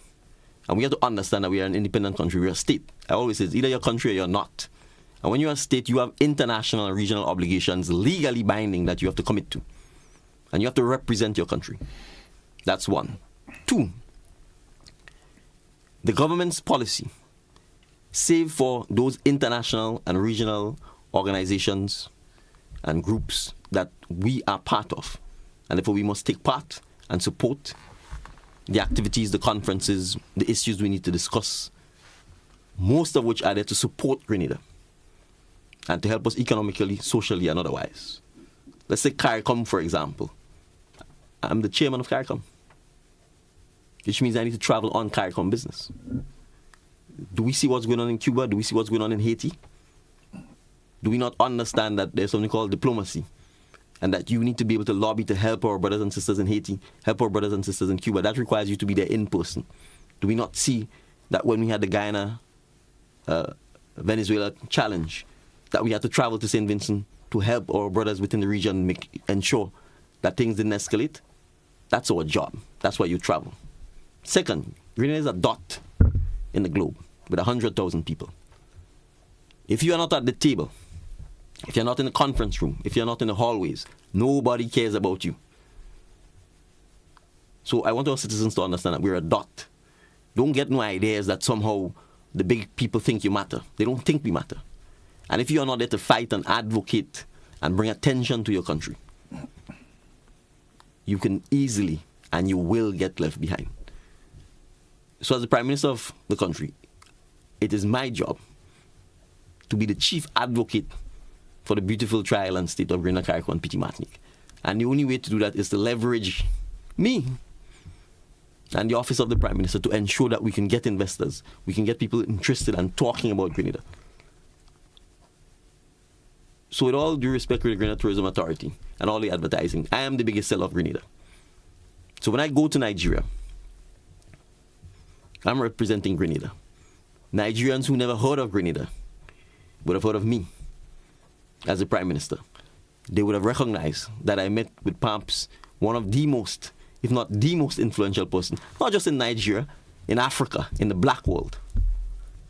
And the attention that has brought to Grenada is what you will see following therefrom. So when people brag and talk about, I think many years ago, before an election campaign, I heard someone talking about they have $100 million lined up for investment and so on that never materialized. We don't brag and talk. We'll bring the investment. We'll bring the support. We'll bring the charity. We'll bring the help. So let me give you an example of what I'm talking about. I started together with members of the community, a little cricket academy that we have in Laura, which we started in the summer, and we continue every Saturday. The children, the primary school children, primary school, boys and girls, from St. Dominic's, from Corinth, from St. Teresa's, come down to Laura to learn how to play hardball cricket, real cricket, with 2 coaches. They get refreshments. They get cricket kits. We get a bus and hire, pick them up and bring them there. In speaking to Mr. Dangote and in explaining what we're doing, he doesn't know anything about cricket. They don't play cricket in Nigeria. He's agreed. He then and there called the owners of an Indian Premier League team, who incidentally also owns a team in the CPL and a team in the Bangladesh League, and say, I want 1,000 cricket kits for these kids. They are being manufactured. They would be delivered to Grenada. That is why we travel. We are launching, between now and December, a cyber security course where the government will pay 7,500 Canadian dollars to train at least 100 Grenadians in cybersecurity. That's 20,000 EC, a pop. Do you know how that came about? That came about from me traveling to Canada in February to mark our 50th anniversary of independence at a diaspora event in Canada, where the Minister for International Development from Canada attended and met with me. And we started talking about how can we partner. And that partnership led to me being introduced to a black female entrepreneur who has a cybersecurity business that can provide that training. But not just provide the training, has guaranteed us that when they complete the training and they are certified, they will find employment for these young people, where the starting salaries are 2,000 and 3,000 Canadian dollars a month. You know what the minimum wage in Grenada is? It's $1,200, give or take. We are starting a 5 to 6 month training period once you're certified, where you can start to work. In Grenada, you don't have to leave the country. once you have a laptop and high-speed internet. So that is the kind of things we do. And that is why you have to travel. Because if you do not, you will not get foreign direct investment into this country. Nobody will know where Grenada is. Nobody will want to invest here. Nobody will want to travel or come here. Do you know the Chobani brand yogurt? They sell it at real value. I met the founder and owner of that company while in New York. We talked about how can we partner. They do a lot of retreats. These are companies that employ thousands of people. Multi-million, billion-dollar companies. They do their management leadership retreats. They look for places. We said to their staff, come to Grenada. We have hotels, we have the conference facilities, etc. Those are the things we are working on so that we can actually promote and sell Grenada and help to bring business here. That is why people need to travel. So we need to understand, do you think if we were not good members of CARICOM, supportive of our brothers and sisters, actively involved, that the kind of solidarity and response that we got post-burial will happen?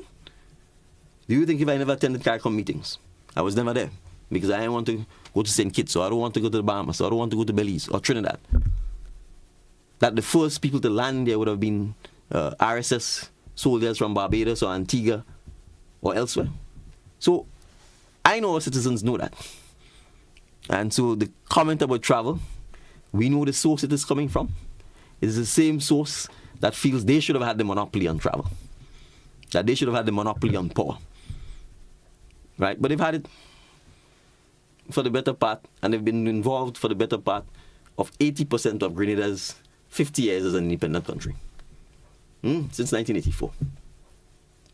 We're in 2004. So they've had a good run. I don't think I need to say anything further. All right, folks, it's 28 minutes after 8 o'clock. We take a final brief commercial break, and then we will give you or members of the audience the opportunity to interact with Prime Minister Mitchell by asking your questions or making your comments. We'll be back after this brief interlude. Are you looking for a reliable, affordable, and customer-friendly pharmacy? Look no further than Hills and Valley Pharmacy, the nation's leading healthcare products and services provider. We are committed to serving you at convenient locations. Find an extensive and affordable selection of prescription and over-the-counter drugs and medical supplies at Church Street, Hillsborough, Carriacou, Jubilee Street, Grenville, St. Andrew, near the bus terminal, and Halifax and Grenville Street, St. George. Our committed team is always available to offer valuable assistance for managing your health and wellness. Discover the additional benefits of our wholesale distribution on Halifax Street and our Medcare Center on Grenville Street, where we provide in-house physiotherapy, massage therapy, doctor consultations, and eye care services. Our commitment is to satisfy all your healthcare needs, including competitive prices, loyalty rewards, and special discounts for seniors. Contact us at 435-6904 and WhatsApp 535-4734. Choose Hills and Valley Pharmacy. Remember, your health is our business. Notice is hereby given that an extraordinary general meeting of the shareholders of the Grenada Building and Loan Association will be held virtually on Zoom, as well as at the Presbyterian Church, Granatang Road, St. George's, on Wednesday, 23rd October 2004, commencing at 4:30 p.m. The objectives of the meeting are: 1. To elect an auditor or auditors for the association. 2. To review and amend the proposed rules of the association. Shareholders are required to RSVP their attendance and may obtain copies of the proposed rule changes by applying at the association's office on Church Street, St. George's, during the hours of 8:30 a.m. to 3 p.m. Monday to Friday, or by applying by email to info@grenadabla.com or contact 440-2108 or WhatsApp 459-2103. As we get ready to give thanks the long Thanksgiving weekend. Legends Promotions presents the 18th annual Hubbard's Legends in Concert, Saturday, October 26th, Grenada Trade Center at 7:30 p.m. Featuring the 1980 Calypso Monarch Survivor. Together with Stubbles. 10 times Calypso Monarch Scholar. Alongside Luther, Tobago Crusoe, and 7 times Soca and 10 times Road March King. Super Blue. Super Blue. Tickets cost $60 and are available at all Gittins Healthcare Pharmacies, Wall Street, Grenville, and Guelph, Springs Shopping Center, St. David's Pharmacy, Clear Vision Eye Care Center, on the Carinage, and Gittins Pharmacy, St. George's. It's the 18th annual Hubbard's Legends in Concert, Saturday, October 26th, Thanksgiving weekend, Grenada Trade Center, 7:30 p.m. You can't afford to miss this one. Served Grenada for decades, we are the #1 and largest electrical supplier. Hi, welcome to Sunny Electrical. How may I help? We offer electrical wiring accessories, tools, and appliances for all residential, commercial, and industrial applications, which is what we are known for. And we expanded our products with new innovative ways to modernize your home. New homeowners will be captivated in our lighting showrooms. Some more pendant lights here. These are very multifunctional because they can work for kitchens, living rooms, bedrooms. We have a wide selection of lighting, ranging from indoor to outdoor and solar. We are also available for site visit services to assist you with selecting the perfect light for your forever home. We are located at Dusty Highway in Grenada and St. George. Sudden Electrical. Best value, expert advice, quality products. We hope to see you soon.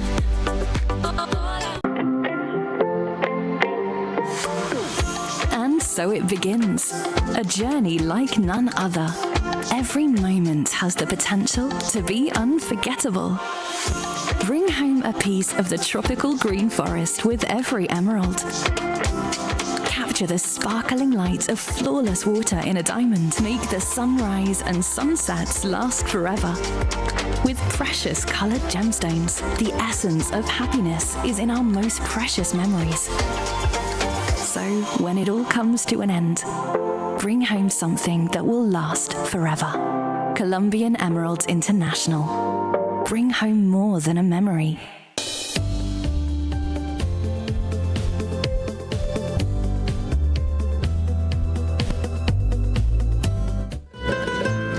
Welcome back, viewers and listeners, to the conversation. We are going to extend it for just 15 minutes. The Prime Minister is very busy, but he's agreed to stay with us for the 15 minutes so that we can interact with our viewers and listeners. We do have a caller on the line. Good morning, caller. Welcome. The Lord be with you. Good morning. This is Stevie Jacob. Me and my Prime Minister dance in the home. I'm sure you know me. My Prime Minister, good morning, darling. Good morning. How are you doing?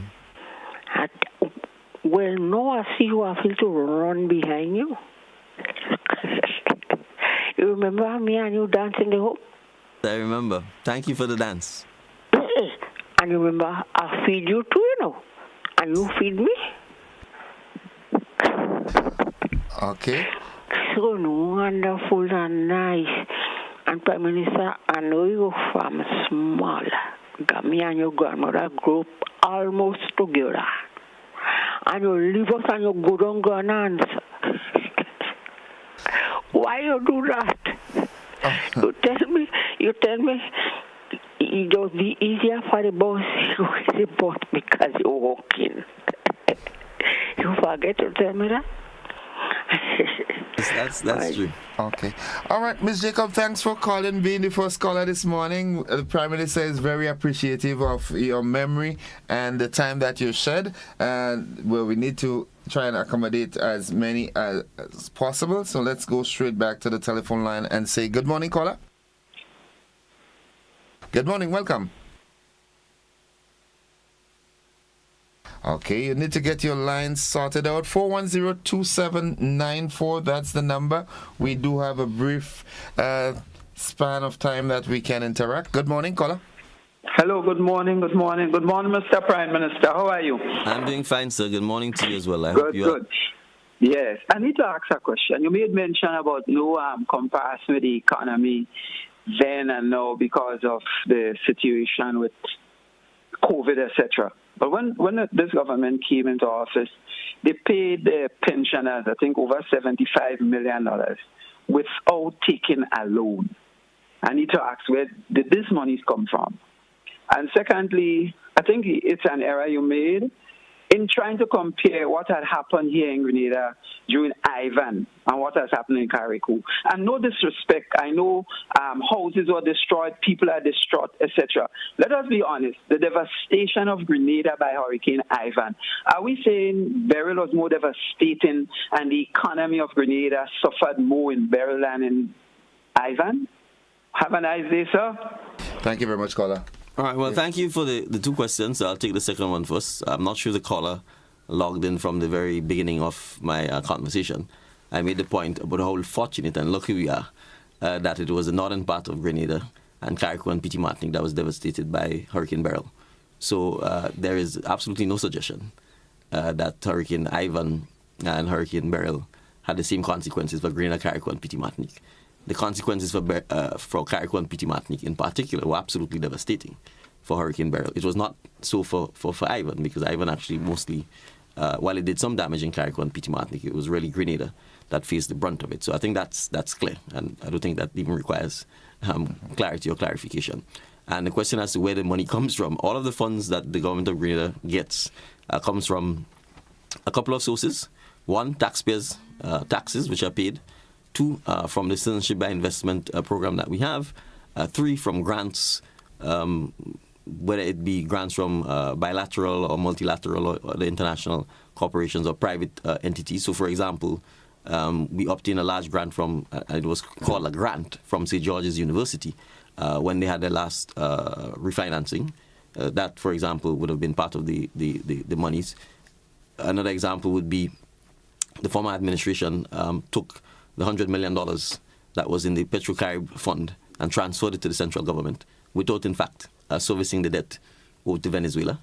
So you had those funds. The land at Mount Hartman was sold by the former administration for $40 million US, $20 million US payments were made. So a combination of all of the government revenues would have been used to fund the payment of the pension. And recall, I think it's important to make that, the former Prime Minister called everyone down to the Trade Center and sought to mount a case for why the economy would collapse if the pensioners were paid their pension. But we paid the pension. The economy did not collapse. It grew. And it's just, I think, testimony to the philosophical difference. We believe in our people. We believe that our people should have more and better. That is how economic growth will happen. That is how they will be encouraged. That's how they will be motivated, not penalizing them or withholding things from them simply because we have the power to do so and we want to manipulate them. Okay. We do have another caller. Good morning, caller. Welcome. Caller, good morning. Welcome to the program. Hi, good morning to the Prime Minister and good morning to you, Innocent. Welcome. Thank you. Education is so valuable, Innocent, and what you're doing there this morning is tremendous. I think that, we need more of these programs where people can get a chance to learn something. Unfortunately, though, it's a little after 8. That should be productive time now. So I don't know. We need those programs, and we need time in for those programs where more people can get a chance to learn. I'm just seeking a chance to learn, but we need to give more people a chance to learn so we can build Grenada. It's all about building Grenada. I used to say that under the former administration. I'm going to continue to say that under this one. We have to build our country, regardless of which political party we support at election time. Thank you. Thank you very much, caller. 435-2041, that's the number. It's 20 minutes on to 9 o'clock. Back to the telephone line. Good morning, caller. Welcome. My old friend Innocent. Morning. Welcome to the program. I want to address the Prime Minister now, not you. the Prime Minister has done very, very, very well. I hope, and I know that he will continue his good news to the people of Grenada. I welcome all what he has said. He has given us information. In other words, not food for thought, but food to digest. I've learned a lot from his deliverance.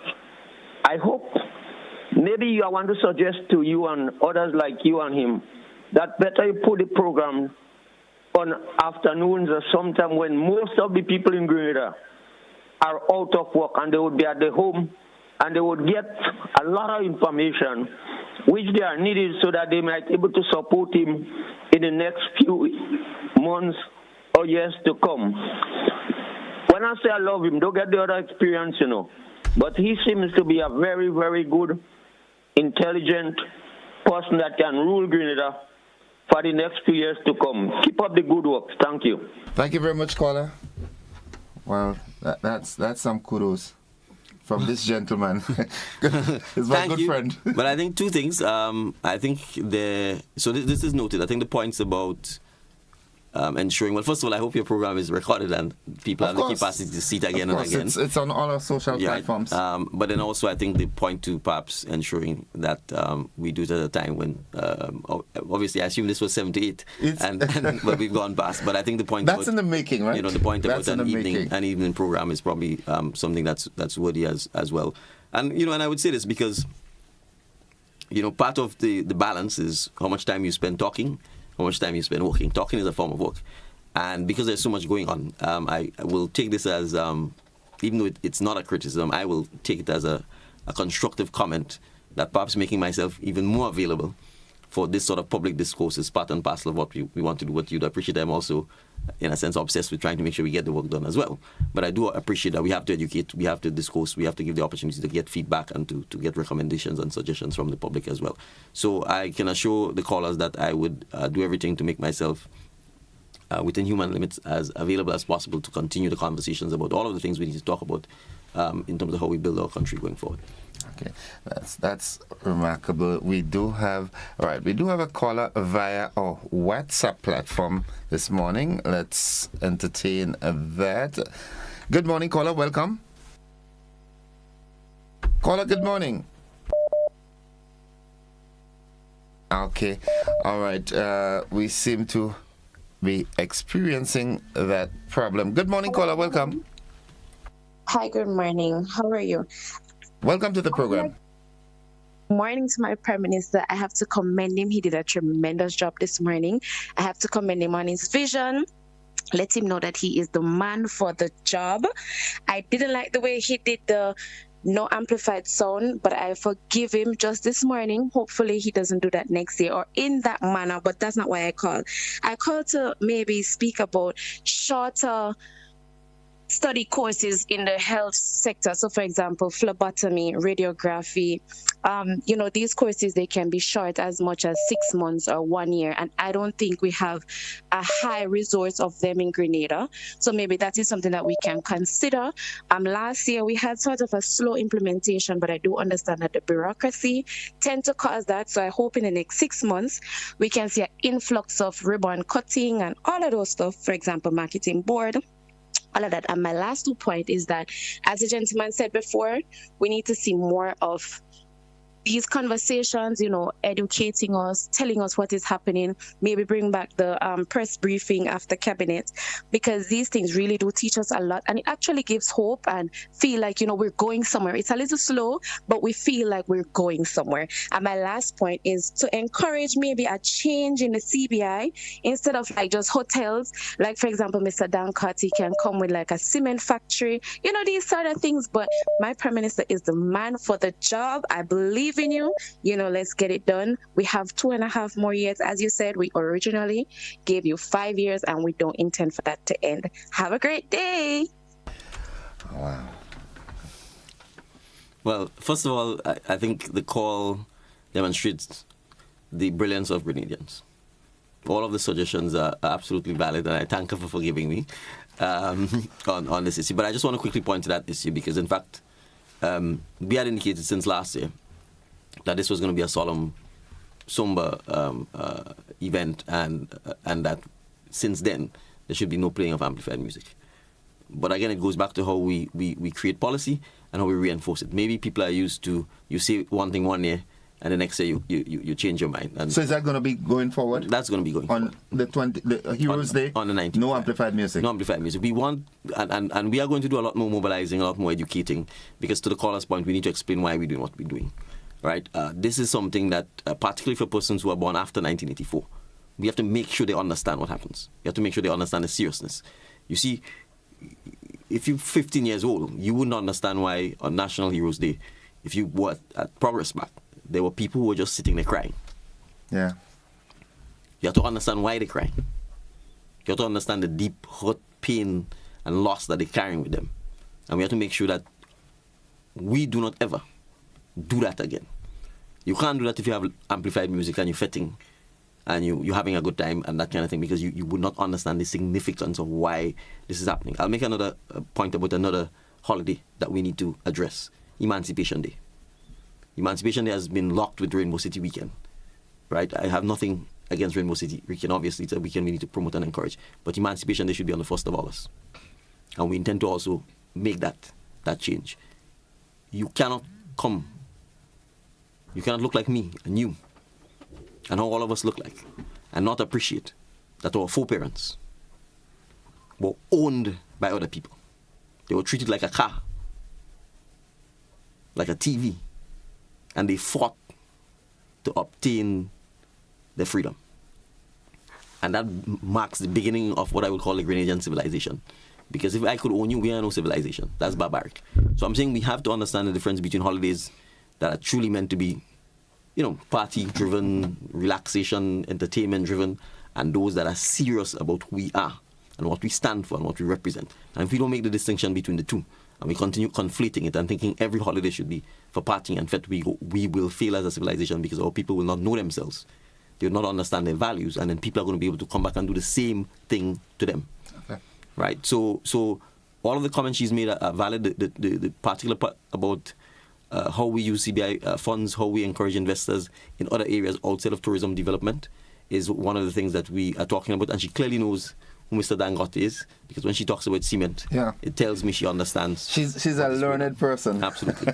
Let's go back to a WhatsApp call. Good morning, caller. Welcome. Hey, good morning, Mr. Prime Minister. Morning. Mr. Prime Minister, I think you're giving a good account of yourself, and I'd like to encourage you today. We need a town hall meeting. This is our strength. You know what I mean? And I live in New York City, and one of the greatest concern was with the healthcare. And when you spoke about Mount Sinai, because my daughter was born in Mount Sinai, my grandson also, and it's so funny that the doctor that do the delivery was from Grenada. You know what I mean? So we have lots of nurses and doctors there. We even have some people in the higher management. So maybe we might have some of our own Grenadians coming home. You know what I mean? To help develop our hospital. Okay, also, Mr. Prime Minister, as I mentioned about the town hall meeting, when would we start having the town hall meeting? Because look at you have to come out here and give all this information. Where is our PR? So we need much of this. Okay, and my last question now is, after you left this morning, in the next hour we'll be having somebody from the opposition. Is any question that you would like to leave for them? Thank you, Mr. Prime Minister. Have a great day, and we love you a lot. I realize you want to take my work. I do the asking of the questions here, okay? Well, no, we actually having town halls. In fact, it's I guess sometimes you don't call it town halls, but and you have to cater for different sectors and segments of the society. So we appreciate that we've had the national town halls, and we will continue those. But we have to bear in mind we had a hurricane as well, and sometimes I think because we've perhaps recovered so quickly that sometimes people forget. Right? Remember, right up to the town hall, we would have had right up to the hurricane. Sorry, we would have had a number of town halls in the month of June, culminating with one in Bolio, or Boca Bolio. We would have had in St. Andrew and in Clarico, etc. The hurricane obviously would have disrupted that, and understandably we would have had to focus on the relief and the recovery aspects of that. But the Ministry of Youth and Sport, are having a number of town halls, treating with our young people. Last Thursday, we had an amazing turnout at the Deluxe Cinema. And the hall was packed. Our young people came out and engaged and interacted and asked a number of questions. So perhaps what we need to do is to ensure that the wider public, although we are targeting our youth, tune in and listen to the brilliance, listen to the engagement, listen to what the future of Grenada is going to be like. We are going to have one at the Westall Secondary School this Sunday. There's also one at the GBSS auditorium this Thursday as well. The one at the GBSS auditorium starts at 7 p.m. and the one at the Westall Secondary School on Sunday will be starting at 6 p.m. So we're encouraging our mature citizens or older citizens to pay attention, to look at this, because this is what I would call the youth town halls. And you would see the brilliance, you'd see the suggestions, you'd see the engagement, you'd see the confidence. I want to make one point that really impressed all of us at the St. Andrew Town Hall was the number of young men who came out and who engaged, and you would see one of, if not the most topical issue, was agriculture. So it tells us that the future, that the youth understands the importance of agriculture. They understand the importance of food security. They understand the importance of having technology and so on to improve our outcomes in agriculture. I stood and spoke with two young men, both university educated, who've told me, one in particular, that he has not pursued what would have been the normal career path and instead has turned to agriculture. So we absolutely appreciate that the town halls are a vital part of the education and the engagement with the public. But we focus now until the end of November on dealing with our young people, dealing with our youth, because, as I said, now has just passed. Yeah. And we need to be able to plan and make sure that we can address some of the issues. And you don't understand why. We've had some issues, social behavior issues. We've had the gun violence issues, right? So it is not just about the tough stance from a policing point of view. We have to make sure that we engage, that we find young leaders who are prepared to go and talk to their peers, encourage them to be positive, encourage them to take advantage of the opportunities that we have, so that all of us can live in a manner that is peaceful and safe and for the betterment of the country. But all of the comments and the suggestions that I made are very welcome, and we thank the caller for it. And on that note, Mr. Prime Minister, I'd like to give you 30 seconds to wrap up, because we've got to make way for Joseph Cado, who might be so anxious outside to come and use the studio. Well, I think, let me just thank you for the opportunity to have this engagement. And I will end perhaps on a lighter note. As I was saying to you off camera, the Commonwealth Heads of Government Conference is taking place in Samoa right now. And I should have been there as head of CARICOM, and I'm not. In fact, I'm probably one of two prime ministers from the region who's not attending. Everyone else is attending. I'll give you other examples of events I've not attended. There was a summit in the Bahamas with Vice President Kamala Harris and all of CARICOM. I did not attend. I stayed in Grenada. Justin Trudeau, the Prime Minister of Canada, held a CARICOM Canada Summit in Canada, in which all of the heads of the CARICOM went. I did not go. So contrary to the idea that I run the cabinet from the sky, you would actually see that more often than not, I turn down invitations to travel. Maybe one day what I'll share with you is a schedule of all of the things I get invited to and the very few that I attend. So when I attend, is because I'm attending because I'm satisfied it will redound to the benefit of Grenada. So, it's boots on the ground. We are on the ground, and we are happy to be given the opportunity to serve the people of Grenada, Carriacou, and Petit Martinique. Thank you. Prime Minister Mitchell, thanks for dropping by this morning. And to you, our viewing and listening audience, thank you for participating and being there with us. This is it for the conversation. I've got to make way for Mr. Joseph Cado, who is so anxious to enter the studio. I love you, Grenada. Bye-bye. That's it.